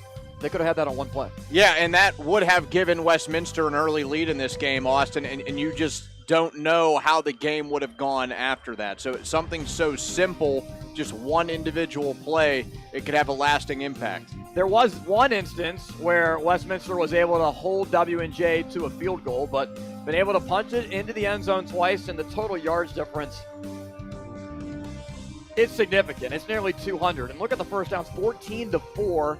The one turnover on W&J's side has not been costly. Penalties, not much of a difference either, but Westminster is 2 of 7 in this game on third down. The Titans on the season coming into today were converting at just a 26% clip. That level of, or the lack of success, has really been coming to fruition in this game as well. You're seeing it play out once again. Yeah, and I think another stat that is pretty key that you didn't see on that graphic there is the fact that Westminster, a team that loves to run the football, they love to set the game to their own pace. The Titans have just 2 yards per carry through the first half, 13 carries, 26 yards. That's just not going to get it done. That's not the recipe for their success. Now, if you're only averaging 2 yards per carry, it's not going to get you anywhere, and it's going to put you in third and long situations for Ty McGowan, who is 5 of 11 for 49 yards, has been sacked once, a long of 18 in the game, as John Peduzzi was able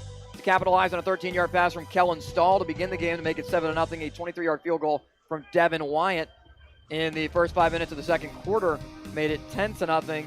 Then Stahl on the quarterback keeper after everything was set up by big plays offensively, including the leading receiver in the game being Kobe DeRosa, 3 catches for 71 yards and a long of 60.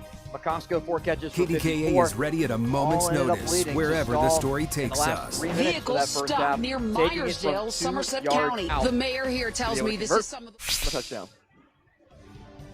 Make it 17-0. The second half is next from Dub Jack. KDKA is ready at a moment's notice, wherever the story takes us. Vehicles stopped near Myersdale, Somerset County. The mayor here tells me this is some of the worst flooding he has ever seen. KDKA TV, your home for breaking news. If you need insurance, you need an agency that's sharp. The Sharp Insurance Agency is an independent agency and distinguish themselves by providing face-to-face customer service and reviewing coverage to provide the best possible value for their clients. Hi, I'm Mike Sharp. Lean on my years of experience in the Pittsburgh area to find you the best insurance coverage, because when insurance companies compete, you win. The Sharp Insurance Agency. Contact us today to have your personal or business insurance professionally reviewed. At Laway, we understand the power of personalization. From hats to water bottles, our expert services include screen printing, embroidery, and a variety of promotional items. We also specialize in team sports gear. What truly sets Laway apart is our dedicated design team, including our talented on-staff graphic designers and exponential customer service. Choose Laway to make a lasting impression on and off the field. Trout Plumbing is a registered and insured master plumber that services the South Hills. They offer a variety of services, including camera inspection and dye testing. Trout Plumbing also offers a veteran and senior citizen discount. When in doubt, call the Trout at 412-983-8106. 20, 15, 10, walk in, touchdown! High pass is caught. He's got it! What a play! And it's a foot race.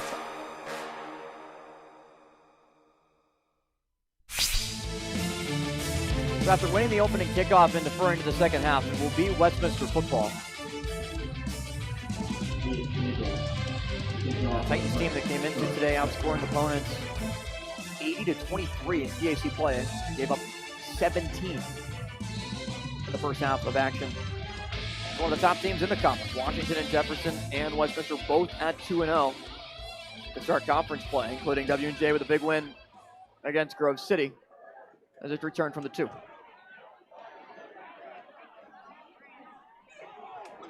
25-yard line, Ty McGowan in the offense will take over. Mangino, is there a sense of panic that started to set in from Westminster coming out of the half?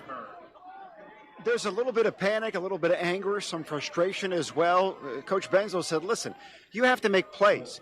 You have to complete passes like that big pass that they missed out on. You have to be able to tackle people on 3rd and 26. You got to get the defense off the field. You've got to be able to stop this offense. And he says it's about execution. It's not about schematics at this point. He just threw the table at halftime and said, go get it.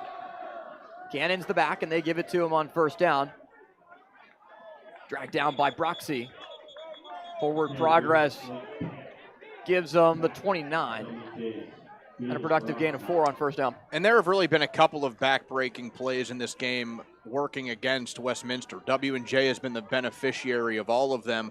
Now, a couple of them coming on the just simple running back passes to where DeRosa and Sharp were able to make huge plays out of pretty much nothing when W&J seemed ready to just conceive and give up and let the punt team come on the field. And then you had that huge drop early in the game from Bright Cannon that they are still trying to recover from. On 2nd and 6, it's a quick pass to Wadsworth, the tight end. It's his first reception of the season, and it goes for a first down. Nate Wadsworth, the senior tight end from Grove City, Pennsylvania. First and 10 at the 37. Two tight ends in the formation, Wadsworth and Koval, both on the far side, with two receivers lined up to the near side. McGowan will hand it off. Cannon breaks the first tackle, can't break off the second. Stop at the line of scrimmage as Nathaniel Kadosh Harris has had a really solid year. The junior defensive end went to Norwin High School. He leads the team in sacks, and he helps to force the stop at the line. Yeah, and we haven't said his name much today, but that defensive line for W&J has been the dominant force. They have been the victors in the trenches, and that's why we have failed to see Westminster do what they do best. They've run the football for just 2 yards per carry. That front four for the Presidents has been dominant. On 2nd and 10. Ball at the far side hash. Two tight ends once again in the formation. McGowan surveys the field, steps up, taken down in the backfield. Anton Smith at defensive end. Sacks McGowan.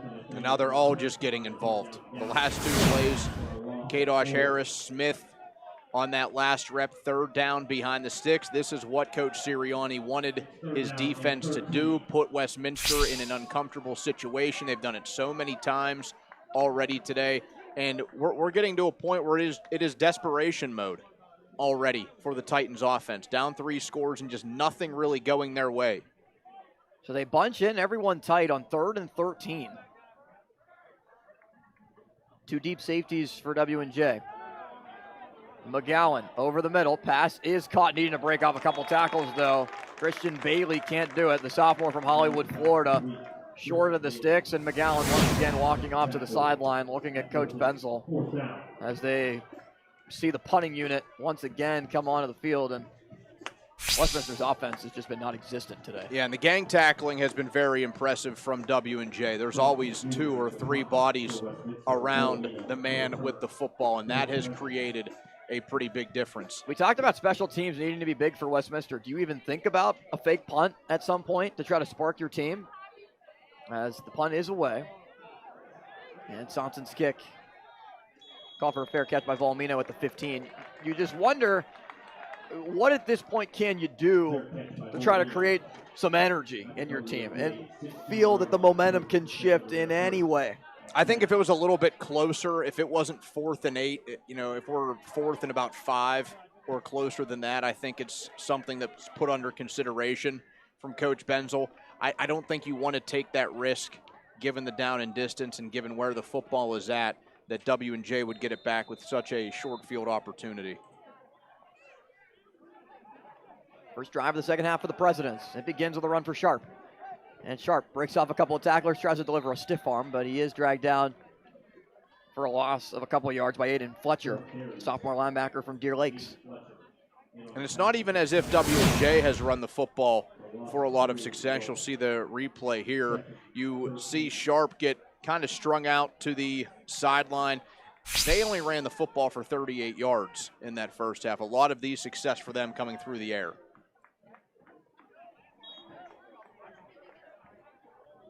Costco able to get some back. 5-yard gain, just shy of the 20. McCosco, the leading receiver in terms of receptions, yards, but came into today only with 1 touchdown. The senior from Peters Township High School, whose high school team is having a really solid year in 5A in the WPIAL. Chance to get back to the championship game again this year. As Stahl steps up on 3rd down. Ball is deflected into the air, and it's intercepted. Now ruled incomplete. Couple of W&J offensive linemen able to break the play up. Yeah, Jack Bible was the one at linebacker that tried to bring the ball down, and it did go right through his hands. That's a good point, Donnie. Good job by the offensive linemen to become defenders on the play as it was batted at the line. Because that is a play right there that could have turned this game around. It would have given Westminster an extremely short field. You get into the end zone and you get that ball rolling. So Devin Wyatt comes on the punt. W&J goes 3 and out.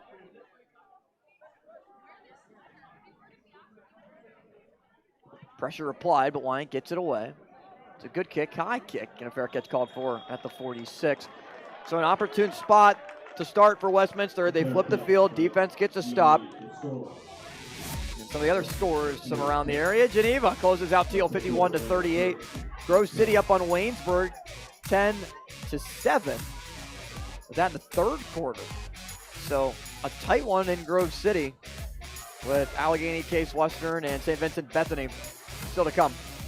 How about the Yellow Jackets hanging close, Austin, putting the Wolverines on a little upset alert? Yeah, we'll have Waynesburg next week. We'll be at Waynesburg, our alma mater. They'll play against Gino DeMarco and the Geneva College Golden Tornadoes. McGowan on first down, rolls out near side. McGowan being chased, throws it away. Was defended there by Owen Sinclair, the freshman from Franklin Regional High School, on the pressure. And also good coverage downfield. They were trying to find Koval, and there's nothing amounted there. I'm a little surprised, Donnie, that after the shot to Cannon that did not pay off, Westminster really hasn't taken another opportunity to throw the ball deep. Yeah, and the thing is, it's not as if that play design didn't work. It did. It should have been a walk-in touchdown, so maybe it's one that they will pull back and get into, but another false start penalty on the far side of the field. It's on Bailey. And it's false start, offense, 7, 5-yard penalty, second down. It's the same type of setup that we saw the false start in the first half occur. Just trying to get off the line a little bit too quickly. So back him up on 2nd and 15 at the 41.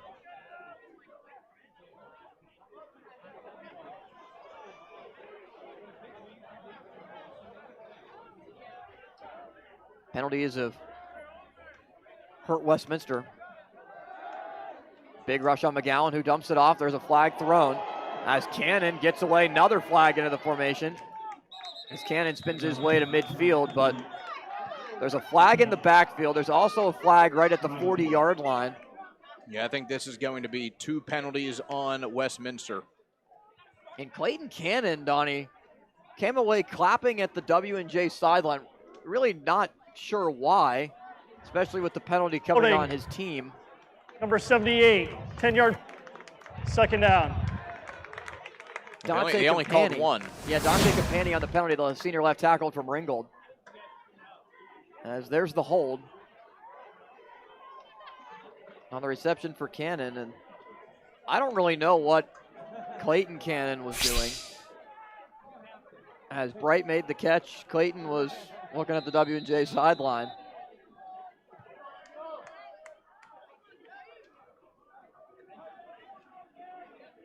Second and 25 at the 31. Westminster continues to go backwards. 3 receivers line up near side. McGowan to throw. Steps up. McGowan taken down. Smith again brings him down for a loss of 1. When you're able to get pressure with just your front 4, that makes your defense so tough to go down the field on. And W&J has been able to do that constantly today. The guys across that front 4 have been able to put pressure on Ty McGowan when he drops back to pass. Any sort of 5 or 7 step drop, he has gotten into trouble. The defensive backs have been able to cover up the receivers. It's just been a disastrous recipe for the Titans today, and now it's 3rd and a mile. W&J converted its own 3rd and 26. Can Westminster do the same? On a low snap to McGowan, he'll roll out to the near side, and it's a quick pass. Caught by White. No blockers in front of him, and he's dragged down at the line of scrimmage. Might have lost a yard back to the 29. Sam Coleman and others combine on the tackle. Daniel Kadosh Harris, one of the others in on the play. Another drive where you fall way behind. It's almost like a quicksand type game for Westminster, what it feels like so far. The harder they are trying to dig themselves out, the further they are falling in. Sonson to punt, who's been a very busy man. It's his 7th punt of the day. Bolomino calls the fair catch at the 35 with 7:48 remaining in the third quarter of play. Media, timeout. All W&J as we roll along in the second half. There's a connection between this station, these call letters, and this region that is relatively rare. A lot of us have been here for a long time, so we're not just pronouncing, here's what's happening to you. We're as invested in it as you are, for all of us in Western Pennsylvania.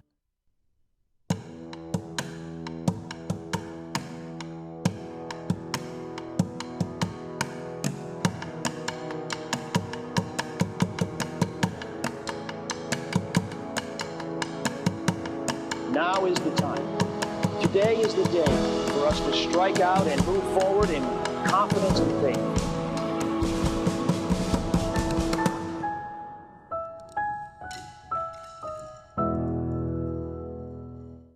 Miller's Mini Storage has the extra room you need. For more than 3 decades, our storage facility in Elizabeth, PA has offered secure, affordable, and accessible storage solutions. Miller's Mini Storage has you covered. Simply bring a lock and key and keep your items safe at our location. New insulated units are available with dawn to dusk access. Storing with us is easy and convenient. Visit millersministorage.com today and reserve your space. Miller's Mini Storage, your space, your way. On Saturday, tune in to KDK Plus for President's Athletic Conference football as the Waynesburg Yellow Jackets host the Geneva Golden Tornadoes at John F. Wiley Stadium. This Saturday at 4 p.m. only on KDK Plus.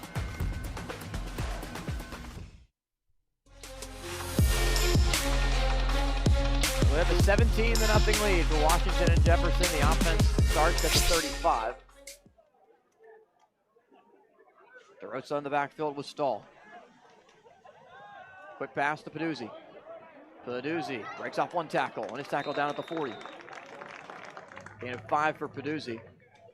Able to avoid the initial rush defenders. Gain of 5 upcoming.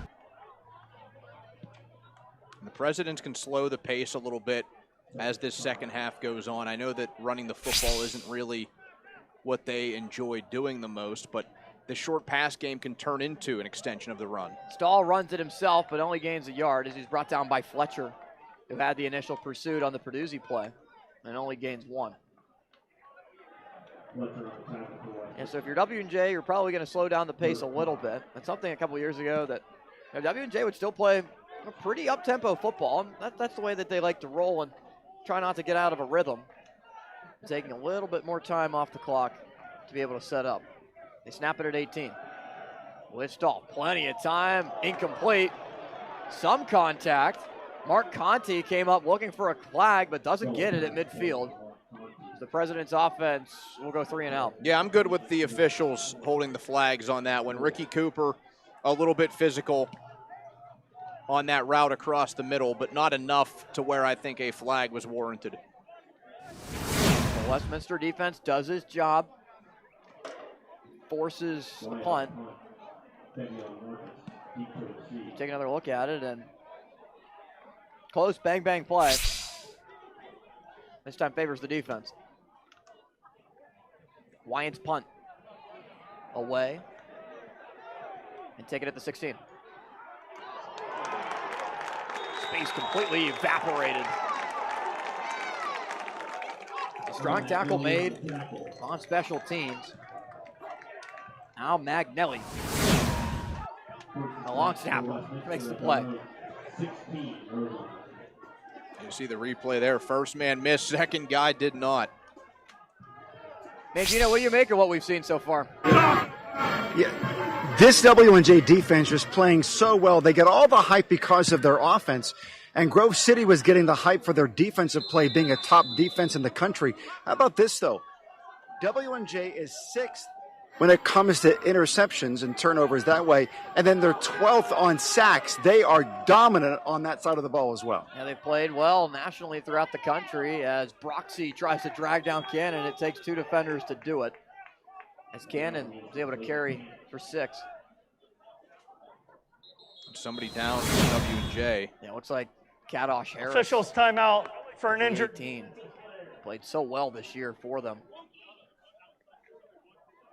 The junior from Norwin is being attended to on the field. in every corner of KD Country. In Wilkinsburg. Wherever news happens that impacts you. In Derry Township, Westmoreland County. Your community. Reporting in Aliquippa. Your family. Reporting in Center Township. In Clareton. Watch KDKA TV News. At Laway, we understand the power of personalization. From hats to water bottles, our expert services include screen printing, embroidery, and a variety of promotional items. We also specialize in team sports gear. What truly sets Laway apart is our dedicated design team, including our talented on-staff graphic designers and exponential customer service. Choose Laway to make a lasting impression on and off the field. I think this is a model institution. You are a point of pride here in the Commonwealth of Pennsylvania. You understand that going to college is also about what you do after college and making sure you are arming your students with the opportunity to have the skills they need to go out and chart their own path to success in their futures. This Friday, the Steelers High School Showcase Game of the Week, presented by Giant Eagle and the Pittsburgh Post-Gazette, features North Allegheny as the Tigers take on the Pine Richland Rams. Friday night at 7 on KDKA+. Kedosh Harris was able to walk off the field under his own power before 2nd down and 4. McGowan in the offense looking for a spark. Send Colville in motion to the far side of the formation, and he'll hand it off to Cannon, who goes nowhere again. Loss of 3 on the play as it's blown up immediately by Alex Wood.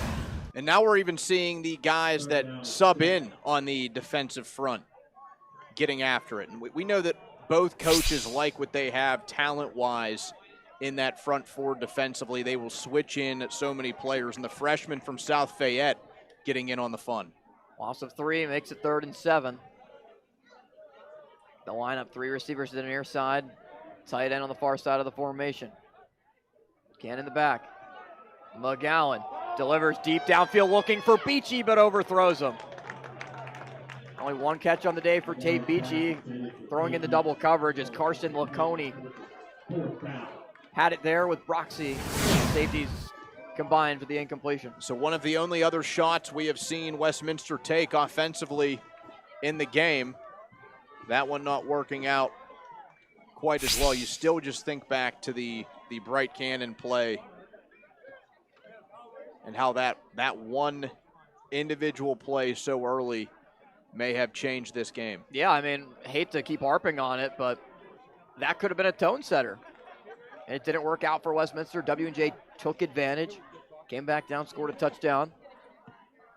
Now get the football again with Volumino, again calling a fair catch. Hasn't really had much of a chance to return any of these punts. Now 8 punts from Westminster in the matchup. Next week, it's the Steelers High School Football Showcase Game of the Week. North Allegheny and Pine Richland, 7 o'clock on Friday. Big non-conference matchup, 6A NA, 5A Pine Richland. 2 teams that have their eyes set on returning to the WPIL championship games.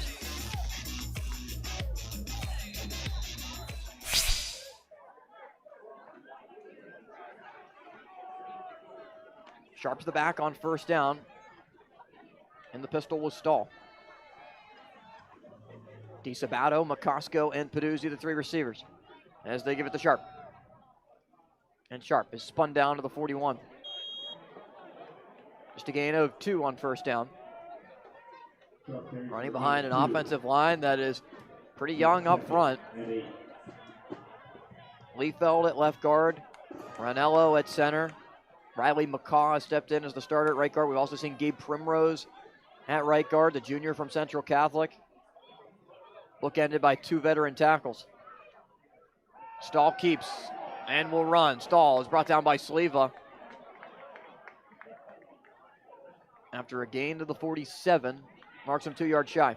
Yeah, that's something really nice for Coach Sirianni, that coming back next season, pretty much every one of those guys besides Elijah Staub, who's the senior left tackle, So an offensive line group that is getting a ton of experience that will be back yet again in 2026. McCaw stepped in at right guard because Braden Penwell was injured in the preseason. Fortunately not going to play this year, season-ending injury. As they go to Sharp on third down, and Sharp is going to be close. See if he got there. Don't think he did, needing the 49. And it is being signaled fourth down and short for the Presidents.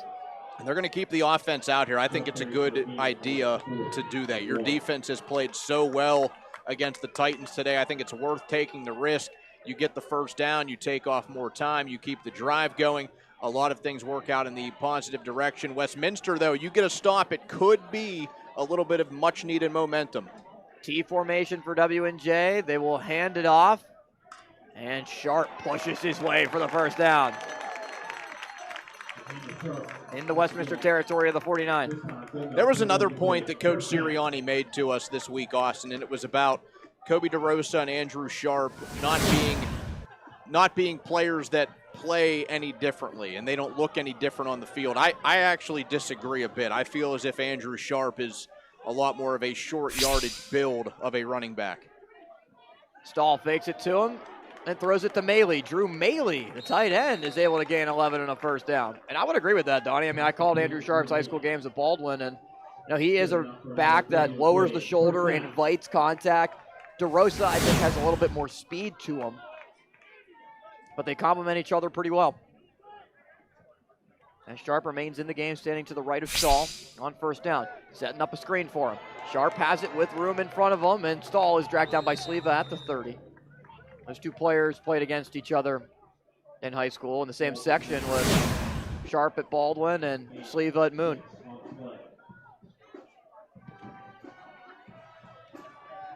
Cool to see how some of the high school rivalries are renewed in college on different sides. Sometimes you see teammates that played together on opposite sides as well. Going to the next level. On 2nd and 3. Inside 2 minutes left in the third quarter.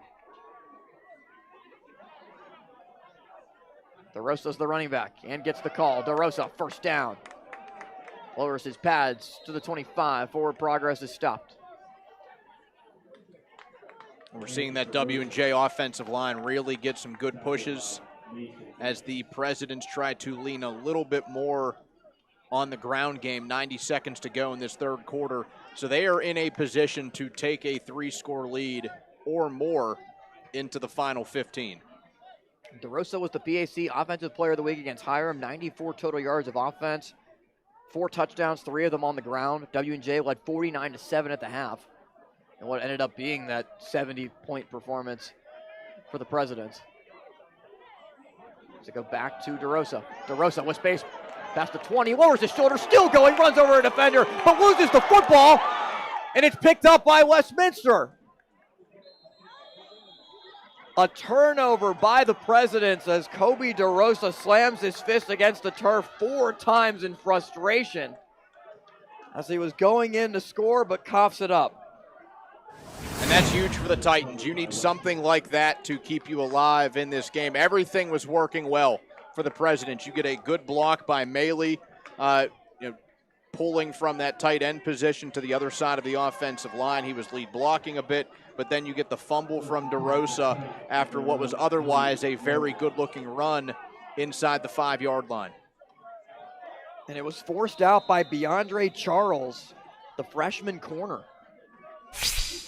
Recovered at the 3 for McGowan's offense.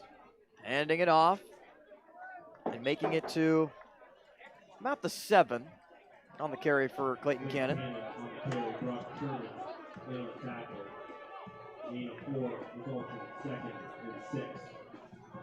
It's a Westminster team that also battled some illness throughout the week. Scott Benzel called it the Westminster Plague that was going around, but didn't think it would be much of an issue in this game. And a 17-0 hole in the final 30 of the quarter.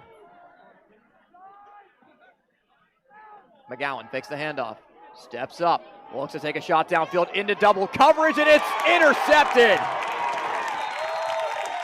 Taken away by Dante DeRubo, who's made a living this season on interceptions. It's now his 5th of the year. He had 2 in back-to-back weeks.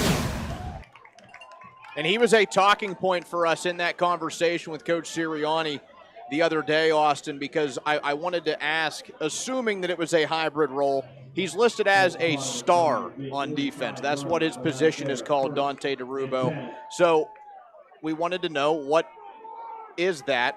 And he said, well, yeah, it's kind of what you guessed. It is a hybrid between defensive back and linebacker, and that was one of our keys coming into the game. Just let your star do his thing, and it's one of those examples right there. He said he has the physicality of a linebacker, but he can hang with any receiver that's going down the field. And he's a budding star, the sophomore that played just up the hill at Trinity.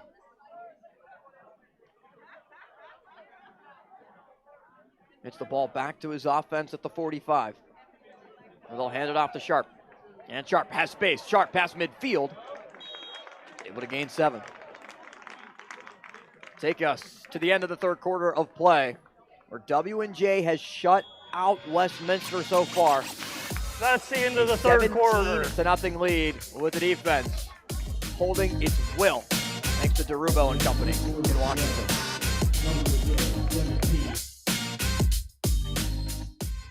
Have a nice day, family. What would they do without me? Can someone fix my hair? Must have cheesy eggs. I can't find my keys. No! Never! I'm the king of the I need some help. I better get more life insurance. You're irreplaceable, but a life insurance policy from GBU Life can provide your family with the resources for a well-planned future. Visit gbu.org to get started. From heating and cooling to a large array of construction equipment, Herc Rentals has the gear you need to get the job done. Herc Rentals is already a staple in several communities across the United States and Canada and have been serving our customers' needs since 1965. With a catalog of equipment that spans the spectrum of almost every kind of solution you can think of. To learn more about Herc Rentals, visit hercrentals.com or call us at 1-888-777-2700.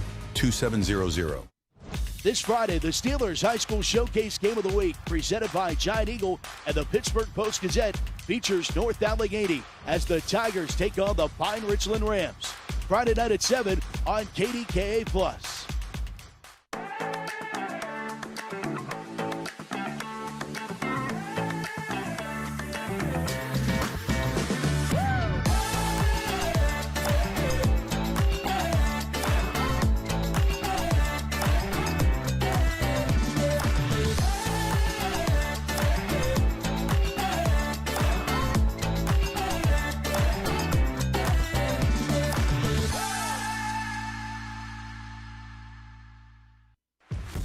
On Saturday, tune in to KDK Plus for President's Athletic Conference football as the Waynesburg Yellow Jackets host the Geneva Golden Tornadoes at John F. Wiley Stadium.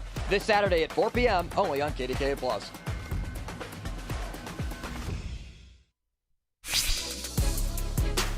We start the fourth quarter on 2nd down and 3 for the Presidents inside Westminster territory, and they hand it off to DeRosa, who's stacked up at the line of scrimmage, and a convoy helps on the tackle as Palich is able to help force the tackle.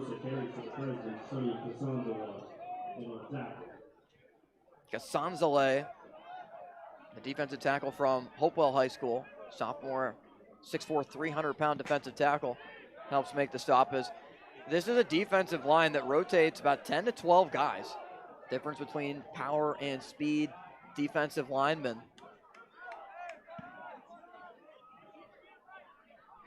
And all play together. And as you'll see, they'll switch up the fronts as they're doing right now. Right. You'll see, and the guy that wears number 0, Gene Gary Joseph, who had a big first half for Westminster. He's somebody that you should probably Washington and Jefferson. On Their first of the half. 30 seconds in calls length. timeout as the loss takes it back to midfield. And Austin, Westminster still not quite to 100 yards in this game offensively. 37 plays they have run. They have 95 yards. W&J, 338. Yeah, it's really hard to believe as Westminster has rushed for 34 yards. They've thrown for 61. And it's a credit to W&J defensively in the way that it's one up front on both sides of the ball. And has not allowed Westminster to have really any positive plays. They've not been able to stack together two solid plays offensively that you've looked at to say, okay, now there's a drive moving that you think they can capitalize on. Their effort up front defensively has been the big story of this game for me, because that's where everything has started and stopped for the Westminster offense. They haven't been able to get really much going outside of that first drive on the ground. They fake it to Sharp, and Paduzzi on the end around is taken down in the backfield for a big loss. He loses 8 yards as Westminster was not fooled whatsoever. It was Sleva, Joseph, and others pursuing the football, including Jack Bible, who's done a good job out of the middle. Typically the backup linebacker to Sleva. He read it right away. Yeah, Bible, even the first one there, as you see the replay, the senior from Central Valley leading the charge. A lot of players look like they could be coming after this punt for the Titans. Maybe it is a block that they need to turn the tide. They show pressure, but back out with about 4 players to set up a return as Wyatt went down at the 30, and a flag is thrown. So we'll see if this is running into, if it's roughing. What's the penalty here as Devin Wyatt comes up pretty excited, signaling that it's going to be a first down. I think it should just be the 5-yard variety there, running into. Reagan and the kicker. Receiving team number 28. That penalty's declined. First down. So they'll decline the penalty. Does not pick up the first down, so it will be Westminster football after the punt. Yeah, and I think that's the right call, because it really was just the definition of running into the kicker. Roughing, you'll get that more if a guy dives in and hits the plant leg or something like that. But fortunately for the Titans, they just have that called against them, because that would have just been something else working against their docket so far this afternoon. And the ball down at the 6. With a change at quarterback into the game for Westminster. So Ty McGowan comes out. False start. Offense, number 54. Half the distance to the goal. First down. And the issues continue as they go to Quentin Good, number 11 at quarterback.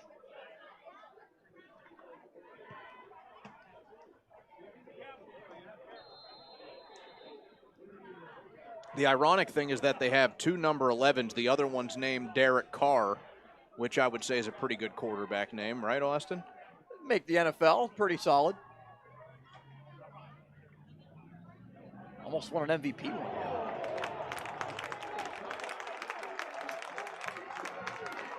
That W&J defense has just been swarming. Joey Lacey on a beeline into the backfield on this play. A couple of pulling offensive linemen. He's able to hit the hole that they are unable to replace. He completely stood up, Cannon, for a loss of 4.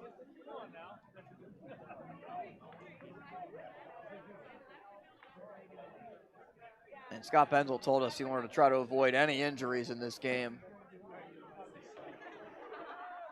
I think that putting McGowan on the bench is more so just trying to find a spark with Good, and whistles before the snap and a flag Fraction. thrown. Offense, number 77. They don't have much further half the back distance to go. the goal. No, Second you're going to down. be talking about the ball at the 1, maybe even at the half-yard line.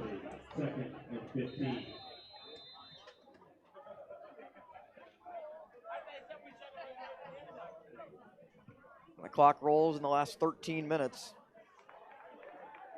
As Westminster has just not been able to do anything in this game. Has not gotten the ball inside the red zone. Donnie, I don't think offensively they've even passed the 40.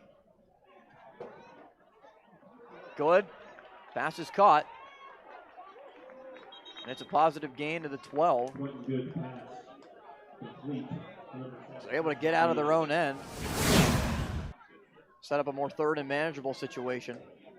And it is that point in the game already, it feels, from Coach Benzel, where you want to just get out of this game without the injury. You brought that up with Ty McGowan, and we may see that as the fourth quarter moves along, and we assume it stays at this point differential, or maybe even more so, where we see more reserves trickle in for the Titans. Bailey's reception makes it 3rd and 3. As Good has time, delivers over the middle, and the pass at the 35. No signal yet. Looks like it hit the ground first, but it's being ruled a completion to Cannon. Is it Cannon that caught it, or Koval? Koval came away with the football to hand it off to the official. There were 2 players there. And he's also slow to get up. Officials timeout for an injured offensive player. So did it skip with Koval making the catch there? As Cannon is slow to get up and is currently being attended to. Roll to completion to keep the drive alive. See if we can try to get another look.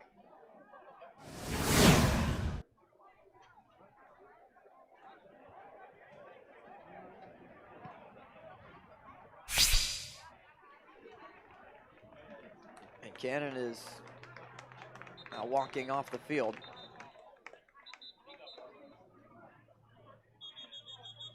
So Koval, a good job to be able to go fight back for the football and grab it before it hit the turf. Yeah, and the officials, they're not going to say it's a short hop or anything. It's a first down, and they are able to move the sticks up to the 35-yard line.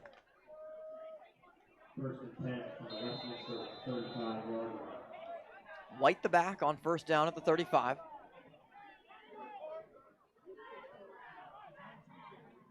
And Good, fakes it. Under pressure, delivers downfield. It's caught by a diving, or a jumping Grayson, I should say, with multiple flags being thrown. One is at the 35-yard line of Westminster. Ineligible receiver downfield, offense number 77. 5-yard penalty, replay first down. But the penalty at the 35-yard line results in an ineligible man bringing it back. There were 2 flags. One was at the 35 of Westminster. One was at the 35 of W&J. And this one waves off the big play. Yeah, and they get the center, Jack Kreider, for the ineligible also, man. You see on the during the replay. play, sideline interference against Washington and Jefferson. It's a 15-yard penalty that's enforced after the illegal downfield. First down, Westminster. So that's what that 35-yard flag was thrown on the W&J side of the field for a sideline warning against the Presidents that ends up becoming a 15-yard penalty. So after all that is sorted out, it ends up being a net 10 play for Westminster. And because it was a dead ball penalty that came after the play, it wasn't an offsetting situation. Right. So even though both teams got the flag, W&J loses out on that penalty scrum. Shotgun for Good. With time, steps up over the middle, has an open man. It's Beachy, but goes right through his hands. Seeing some pretty impressive reps from Good. The last pass was a very nice one that was unfortunately called back. Another pretty good throw across the middle there that can't get hauled in. Yeah, Good has not been afraid to sling the ball around on his first drive.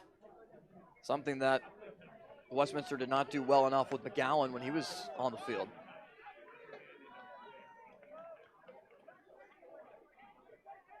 At the tight formation. This will send Gratian out to the far side. Good's pass is low and incomplete. There was a call of an illegal motion from a fan in the crowd that about 3 seconds later, the line judge threw a flag on,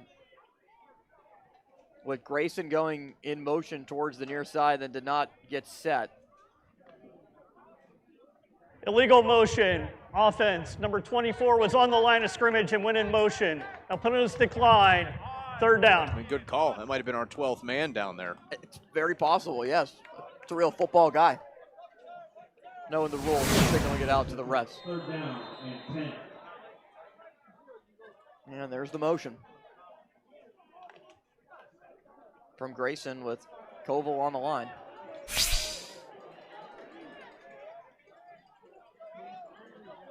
3rd and 10. W&J brings an extra rusher. Goods pass is caught. Reception made by Bailey. Bailey breaks off one tackle, trying to fight his way to the 45. He's a yard short of a first down. It's 4th and 1 for Westminster. Yeah, we're going to see a few changes in terms of personnel. Good spot for the Titans, but you have to keep the offense out here. 10 minutes to go. You have no other choice. They spot the ball about halfway there, in between the 45 and the 46. 4th and 1. 2 tight ends in the formation. They line up on the near side. Good, takes the snap and hands it off to Cannon. Cannon gets it, first down. Cannon to the 43. He's able to gain 3.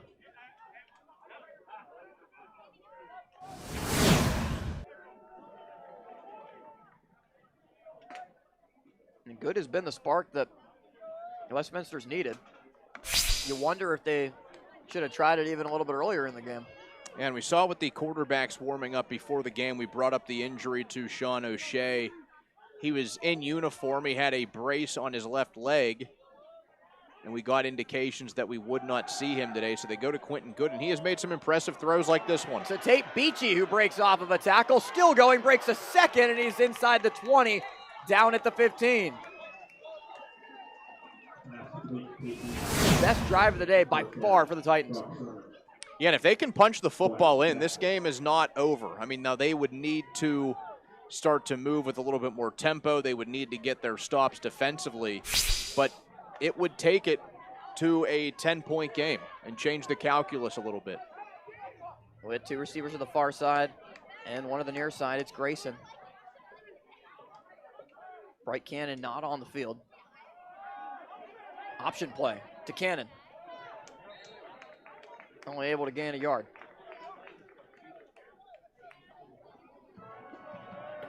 The roll at the 8-minute mark. Lacey on the tackle, Broxy also on the assist. At 2nd down and 9.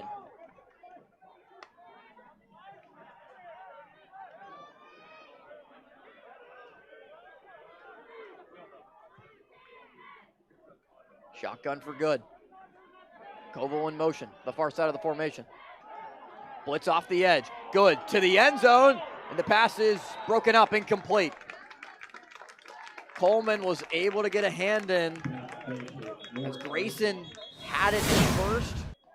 Coleman broke it up, and there's a offensive lineman down for Westminster. Yeah, and this doesn't look great. It looks like offensive player roll up that leads to a big man injury. We'll step aside with 7:32 remaining. Quiet on set? No way. This is Jake's time to shine. And Ryan's. And our crew. Cameras, check. Drones, check. Checking that shot we just checked? Double check.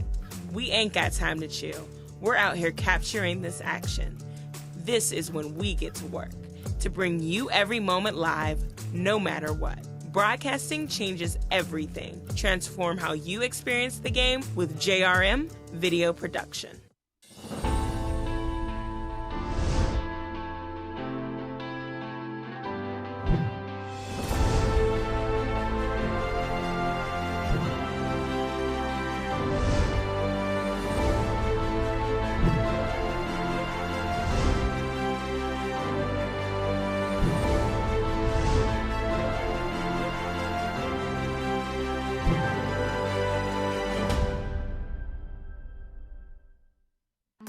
Stay connected with all the action. Follow JRM Sports on X, Instagram, and YouTube. Get the latest highlights, exclusive content, and behind-the-scenes moments from your favorite sports. Don't miss a second. Follow us today. This Friday, the Steelers High School Showcase Game of the Week, presented by Giant Eagle and the Pittsburgh Post-Gazette, features North Allegheny as the Tigers take on the Pine Richland Rams. Friday night at 7 on KDKA+. Kyle Crown, the left guard, needed some help being able to get off the field. Wish him the best before this 3rd down and 9 play. Logan Leskovac comes in to replace him. Good, delivers to the end zone. Pass is caught. Christian Bailey, touchdown, Westminster. The Titans are on the board. And that was a really good drive from Quentin Good, leading the way for the Titans. So many pinpoint throws, and maybe W&J's defense a little bit more lax than what they were earlier in the game, but they went the distance of the field, took a little bit of time off. We're down to 7.5 minutes, but now you're still in the ball game. You just need to get some quick stops. Andrew Karana on to attempt the extra point. And it hits the upright, but goes through and is good. Oh, it hit the top part of the right upright, but was able to squeeze through to make it a 10-point game, 17-7. Still some time left. Westminster all 3 timeouts as well. See if we're in for a fun finish. Next week, we're in for a good one between Geneva and Waynesburg, our first trip to broadcast the game at John F. Wiley Stadium. It's at 1 o'clock next Saturday, the 18th of October on KDKA+. And they're going to have the red carpet rolled out for you. Oh, yeah. I've heard that they have dusted off the press box with some new equipment and some new upgrades at the press box as well, Donnie. Richard Krause leading the Department of Communication at Waynesburg. They're getting it all ready for us. They're going to put you up on the roof. I think we are going to be on the roof. That's a good vantage point. Rumor has it there's a wind screen, though, to block out the wind on the very top that is being installed. That would be very helpful. Very nice. First time that I'll call a game back at Waynesburg since the 2022 season when I was a senior. How about that? And a lot of members of this crew will get to learn what a Wiley walk is. They're not ready for it as it's taken from the 10. And DiSabato is taken out of bounds as he approaches the 30. Mangino, have you ever seen John F. Wiley Stadium? Are you ready for the walk up the flight of stairs? Yes, sir. I am ready for the walk up the flight as long as somebody helps me. It's a lot of stairs. I think I may need a little bit of help. Hey, I got a big celebrity down here on the sideline. Coach Mike Sirianni's dad is here at a lot of home games, and he's here today wearing an Eagles hat, kind of like gave himself away at that point in a WNJ shirt. Asked him what he thinks about the game so far. He says, hey, we're winning. Look at the score. And that's what matters most. A little disappointed they weren't able to punch it in at the red zone with that turnover, but he's happy with the score is, and he's happy with his team and the way his son's coaching this game. And Kellen Stahl's pretty happy to be able to find DiSabato with a burst of speed. Past the 40 to the 35, he sits down there. And one big play puts him back in Westminster territory to strike. DiSabato been a little bit quiet since that first quarter, but he made the impact right on the very first play of this game, that big kick return that put W&J in a good position. Now that drive would end up resulting in a turnover, but he was somebody that found himself with the football in his hands quite often in the first 15 minutes. And Mangino was talking about the Sirianni family, so well accomplished. Nick winning the Super Bowl last year with Philadelphia. Mike, 8-time PAC Coach of the Year. The 5th longest tenured D3 coach in all of active college football. Mike Sirianni, his 23rd season. He is 4 wins away from 200 in his career.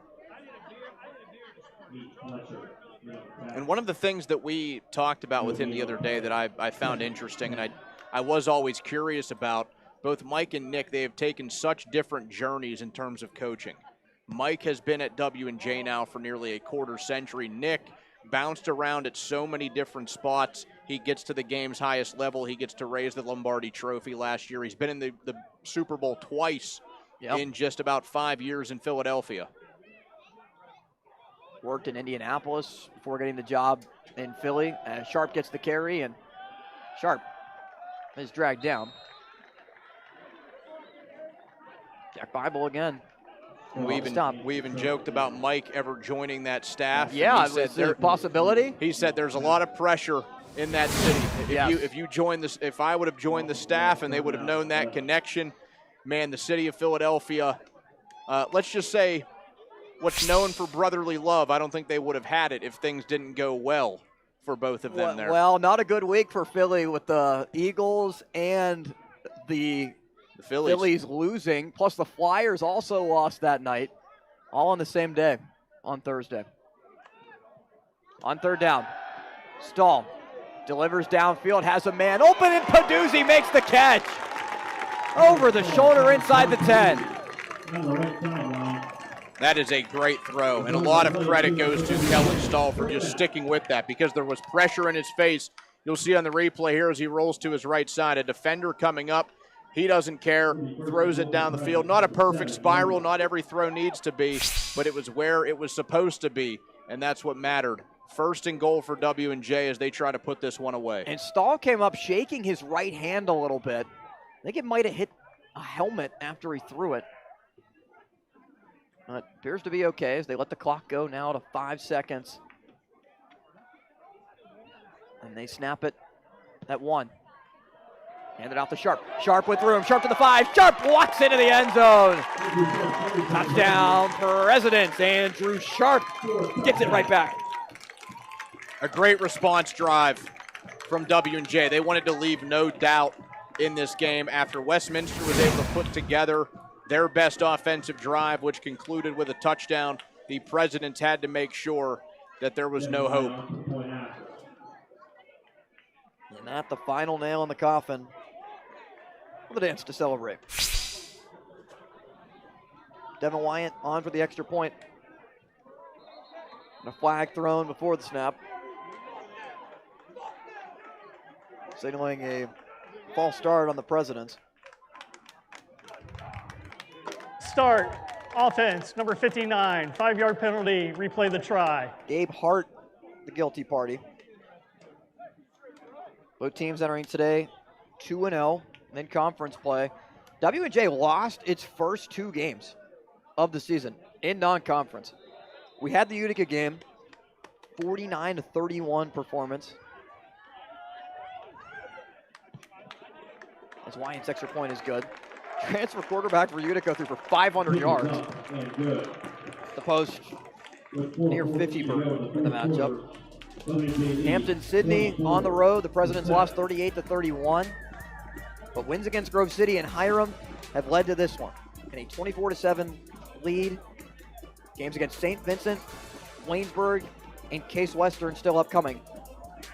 We will be back here on November 1st for the Case Western reserve game at 6:05. Westminster, meanwhile, lost to Marietta, beat Franklin and Marshall. And this 3-game winning streak looks to be coming to an end as they will play against Teal and then at Grove City. We will be in Grove City for the Westminster matchup against the Wolverines. We're playing Allegheny back at home at 1 o'clock to begin November. And looking at what both teams have next week, absolutely winnable ones for both the Titans and the Presidents.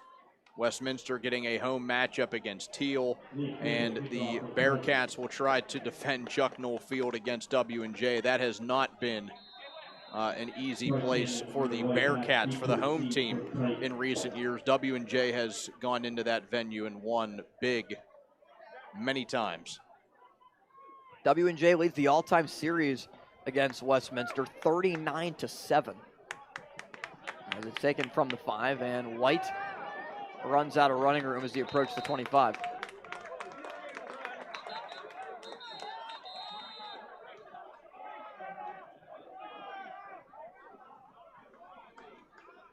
So with 4 minutes left for Westminster.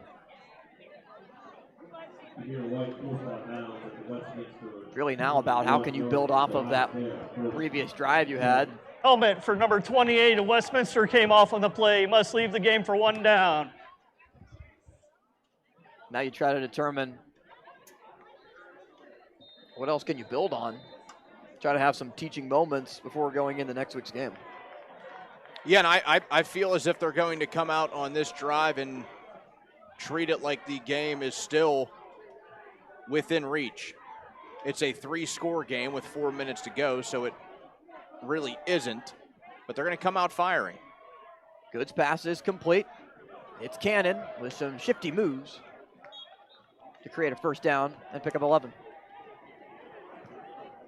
And Good has had some time in the pocket. Be able to deliver the pass. Good protection from the offensive line.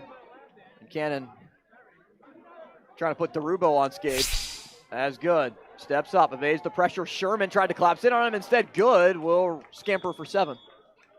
Good on the keeper, forced out. And Quentin Goods looked pretty solid in his opportunity. Yeah, it really does make me wonder because W&J hasn't taken out anybody on defense, but will there be some sort of conversation when it comes to the quarterback position, or maybe you just have things go right back to where they were? You also have to ask yourself, Austin, if Sean O'Shea was healthy, how would he have worked into this mix today? Yeah, we talked about how it was more of a break glass in terms of emergency situation where he would play. As Good delivers downfield, has a man, it's batted into the air. Incomplete, looking for Eduardo Torres. Puts his hands up, looking for a flag. DeRubo and Laconi had the coverage. I mean, that is a great pass. I mean, he has to scurry to his left a little bit, and he throws the football from really his own 30 all the way down to the 10. Yeah, he was shoved in the back by DeRubo. That was what Torres was looking for. It's just still can't believe that the flag wasn't thrown. As the speedster receiver from Port St. Lucie, Florida, watches now on 3rd and 3. Good, delivers, pass is caught, hit delivered right away, but Koval is able to grab it before he's knocked down by Rudy Morris.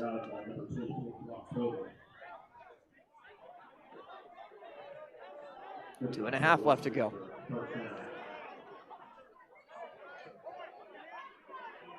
The lineup, Bailey on the far side, and go 2 receivers on each side of the field. Demare White the back. Good, with time, is able to step up and fires, incomplete.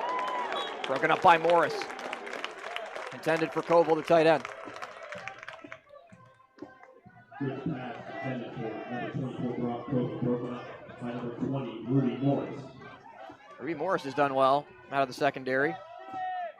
Has an interception this season, the sophomore from Chartiers Valley High School. Chartiers Valley, where a ton of former W&J players and coaches now are on the coaching staff. Former president's players that have gone on and become coaches at the high school level. And Char Valley is becoming a little bit of a pipeline to the presidents. And as you see that team becoming more and more successful, it will likely lead to more and more Char Valley players being on this roster just because of the relationships that are already built amongst the coaching. All start offense. All 11 players never got set. 5-yard penalty, 2nd down. False start called on, well, everybody. Not all 11 players were set. Mangino, you don't see that one often. No, you don't. How about this? I'm not sure if Game you're clock aware of this, operator, but please Good reset the game at clock. quarterback. I just picked up on this. It's Quentin Good from Aliquippa. This is a kid who took Aliquippa to a state championship, went undefeated, decided to take a year off from playing football, and now showing himself here. No wonder why he's able to come in with such poise and drive his team down for a score. A very accomplished player from probably the most accomplished high school in the area, with Hall of Famers, Earl Rivas, Ty Law. The most well-known high school programs in the state and really in the country. You can throw Mike Ditka's name in there, Yes, too. you They have can. more Hall of Famers from Aliquippa High School than anywhere on planet Earth. I think 4 Hall of Famers, if I'm not mistaken, from Aliquippa. Great trivia question. Who's the 4th? I don't know who the 4th is. I only thought it was Ditka, Rivas, and Ty Law. I thought it was just 3, which is still more than anywhere else. 3rd and long for Good. Who has time, delivers, and the pass is incomplete. Cannon just couldn't haul it in. Seeing a couple of drops from Bright Cannon and yelling at somebody at the end of the play. Yeah, it's been a frustrating day for number 2 in white. That big drop early, he has the drop there, that now puts it 4th down and way behind the sticks. And this is really the ball game here. W&J gets it back. It will likely be maybe a few runs and then kneel downs. And Donnie, you are correct. It is just 3. I tried to give Alicopa an additional Hall of Famer. You had me worried there that I was forgetting somebody big. The football guy always has his stats correct.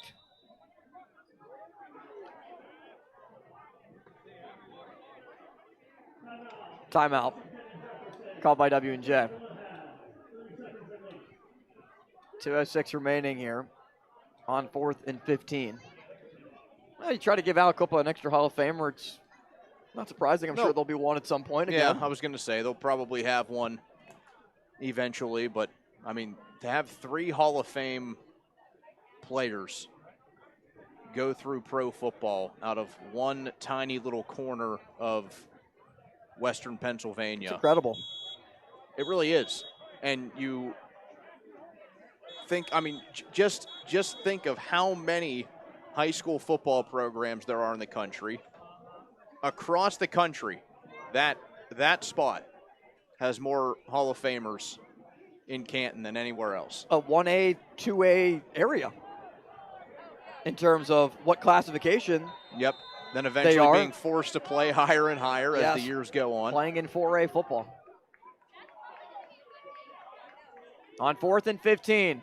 Good, under pressure, escapes, delivers. The pass is caught by Beachy, but he's well short. Rudy Morris brings him down for a turnover on downs, and we reach the 2-minute timeout. In a 24-7 lead for Washington and Jefferson, the Presidents can continue to wind out the clock and take their win. A house is just 4 walls, but a home, that's something more. At Your Town Realty, we don't just work here, we live here. We're small by choice, with deep roots and real relationships that go beyond transactions.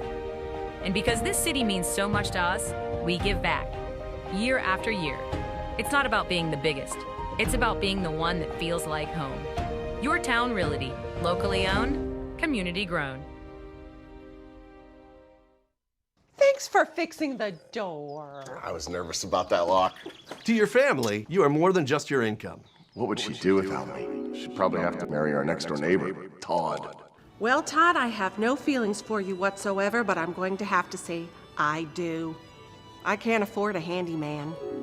Better get some life insurance. Although you're irreplaceable, a life insurance policy from GBU Life can provide the financial security your family needs for a secure future. To get started, visit gbu.org.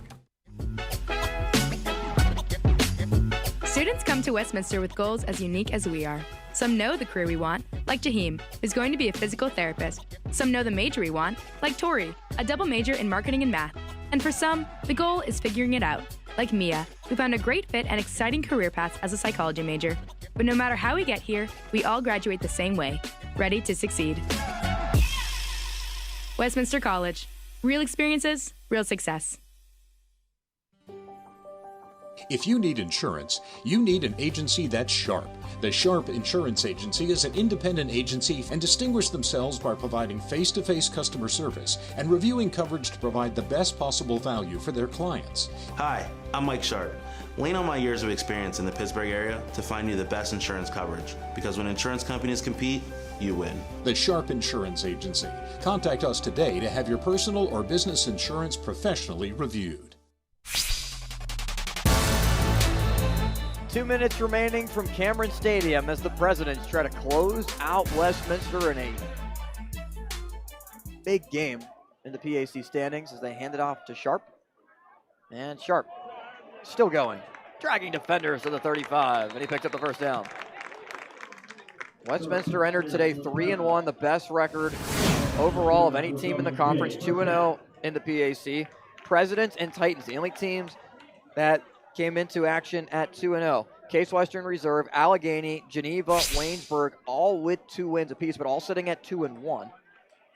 And that's the spot that Westminster's about to fall to with the Presidents the only unbeaten team at 3-0. And think about some of the wins that W&J already has on this PAC season. They have now defeated Grove City and Westminster in the midst of 3 weeks.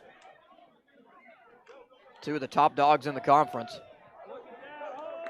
Sharp. Another good carry to the 25. He gains 11. Yeah, he went down hard, though, at the end of that play. We'll see him pop up, but that might be the play that tells Coach Sirianni, let's just kneel on this football. Yeah, and just ultimately not get anyone hurt. Yeah, you'll see on the replay, he went down hard. Yeah, it looks like he hit his head, yeah, as he was tackled down. And always got to be wary of concussions and player safety in that moment. So just one kneel down will be all it takes.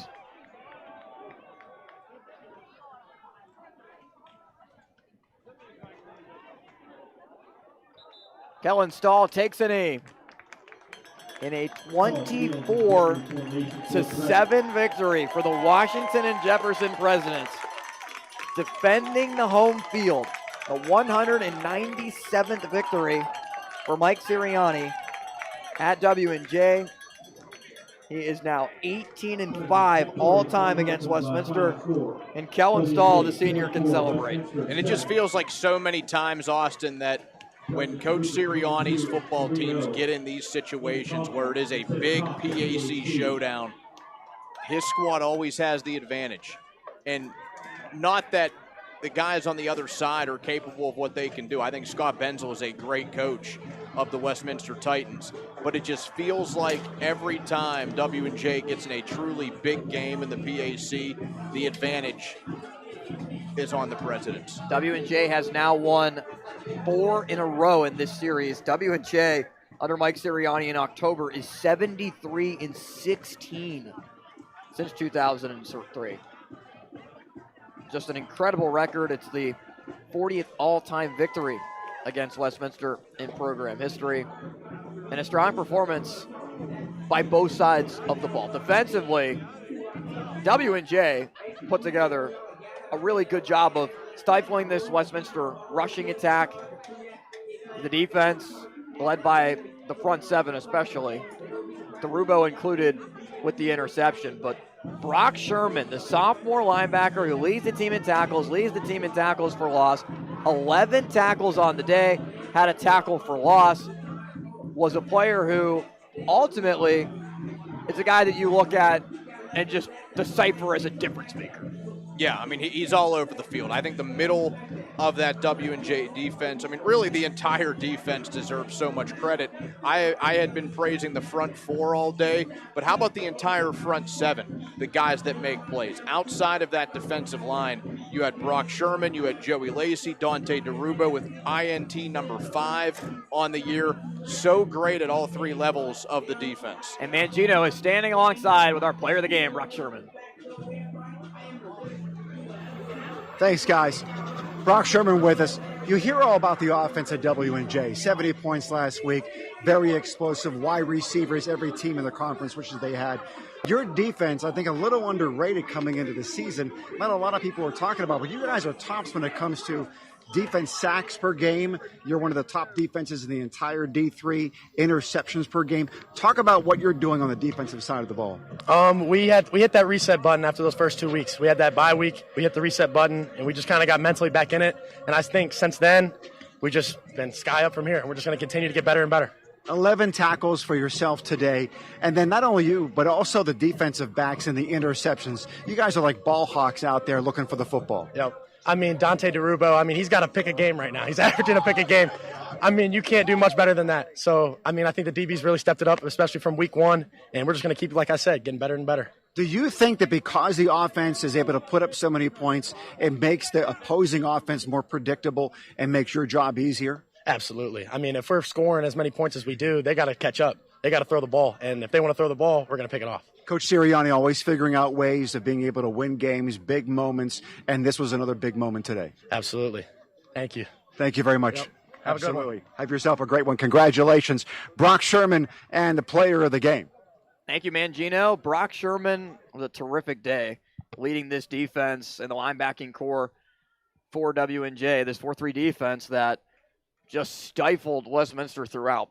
Yeah, I mean, the entire game, Westminster coming in, it was, hey, we're going to run the football because that's what we do. Coach Benzel said that's our bread and butter. That's what we want to try and make happen, force the pace in this game, and they were unable to do that. They had a couple of nice little runs on that opening drive, but they couldn't get anything going after that. Going into the fourth quarter, they only had 95 yards of offense. They ended up with over 200. They had that very long drive led by Quentin Good. But after the first 45 minutes of this game, Austin, they did not have 100 yards of offense. The W&J defense deserves so much credit. W&J improves to 3-2 on the season. They are undefeated in conference play. Westminster now 3-2 overall and 2-1 in the conference. Thanks to everyone in our JRM video production truck, including Jake Mislipchik, Joey Bonity, Gino Bonity, and the entire crew that makes everything happen. Madison Benedict, Corey Berger inside the production truck, and Evan Laurent running our sideline camera. For Robert Mangino and Donnie Chedrick, Austin Bechtel is saying so long from Washington, where the Presidents win it 24-7 in the driver's seat. A long schedule to go, but in front, alone in first place for the Presidents Athletic Conference.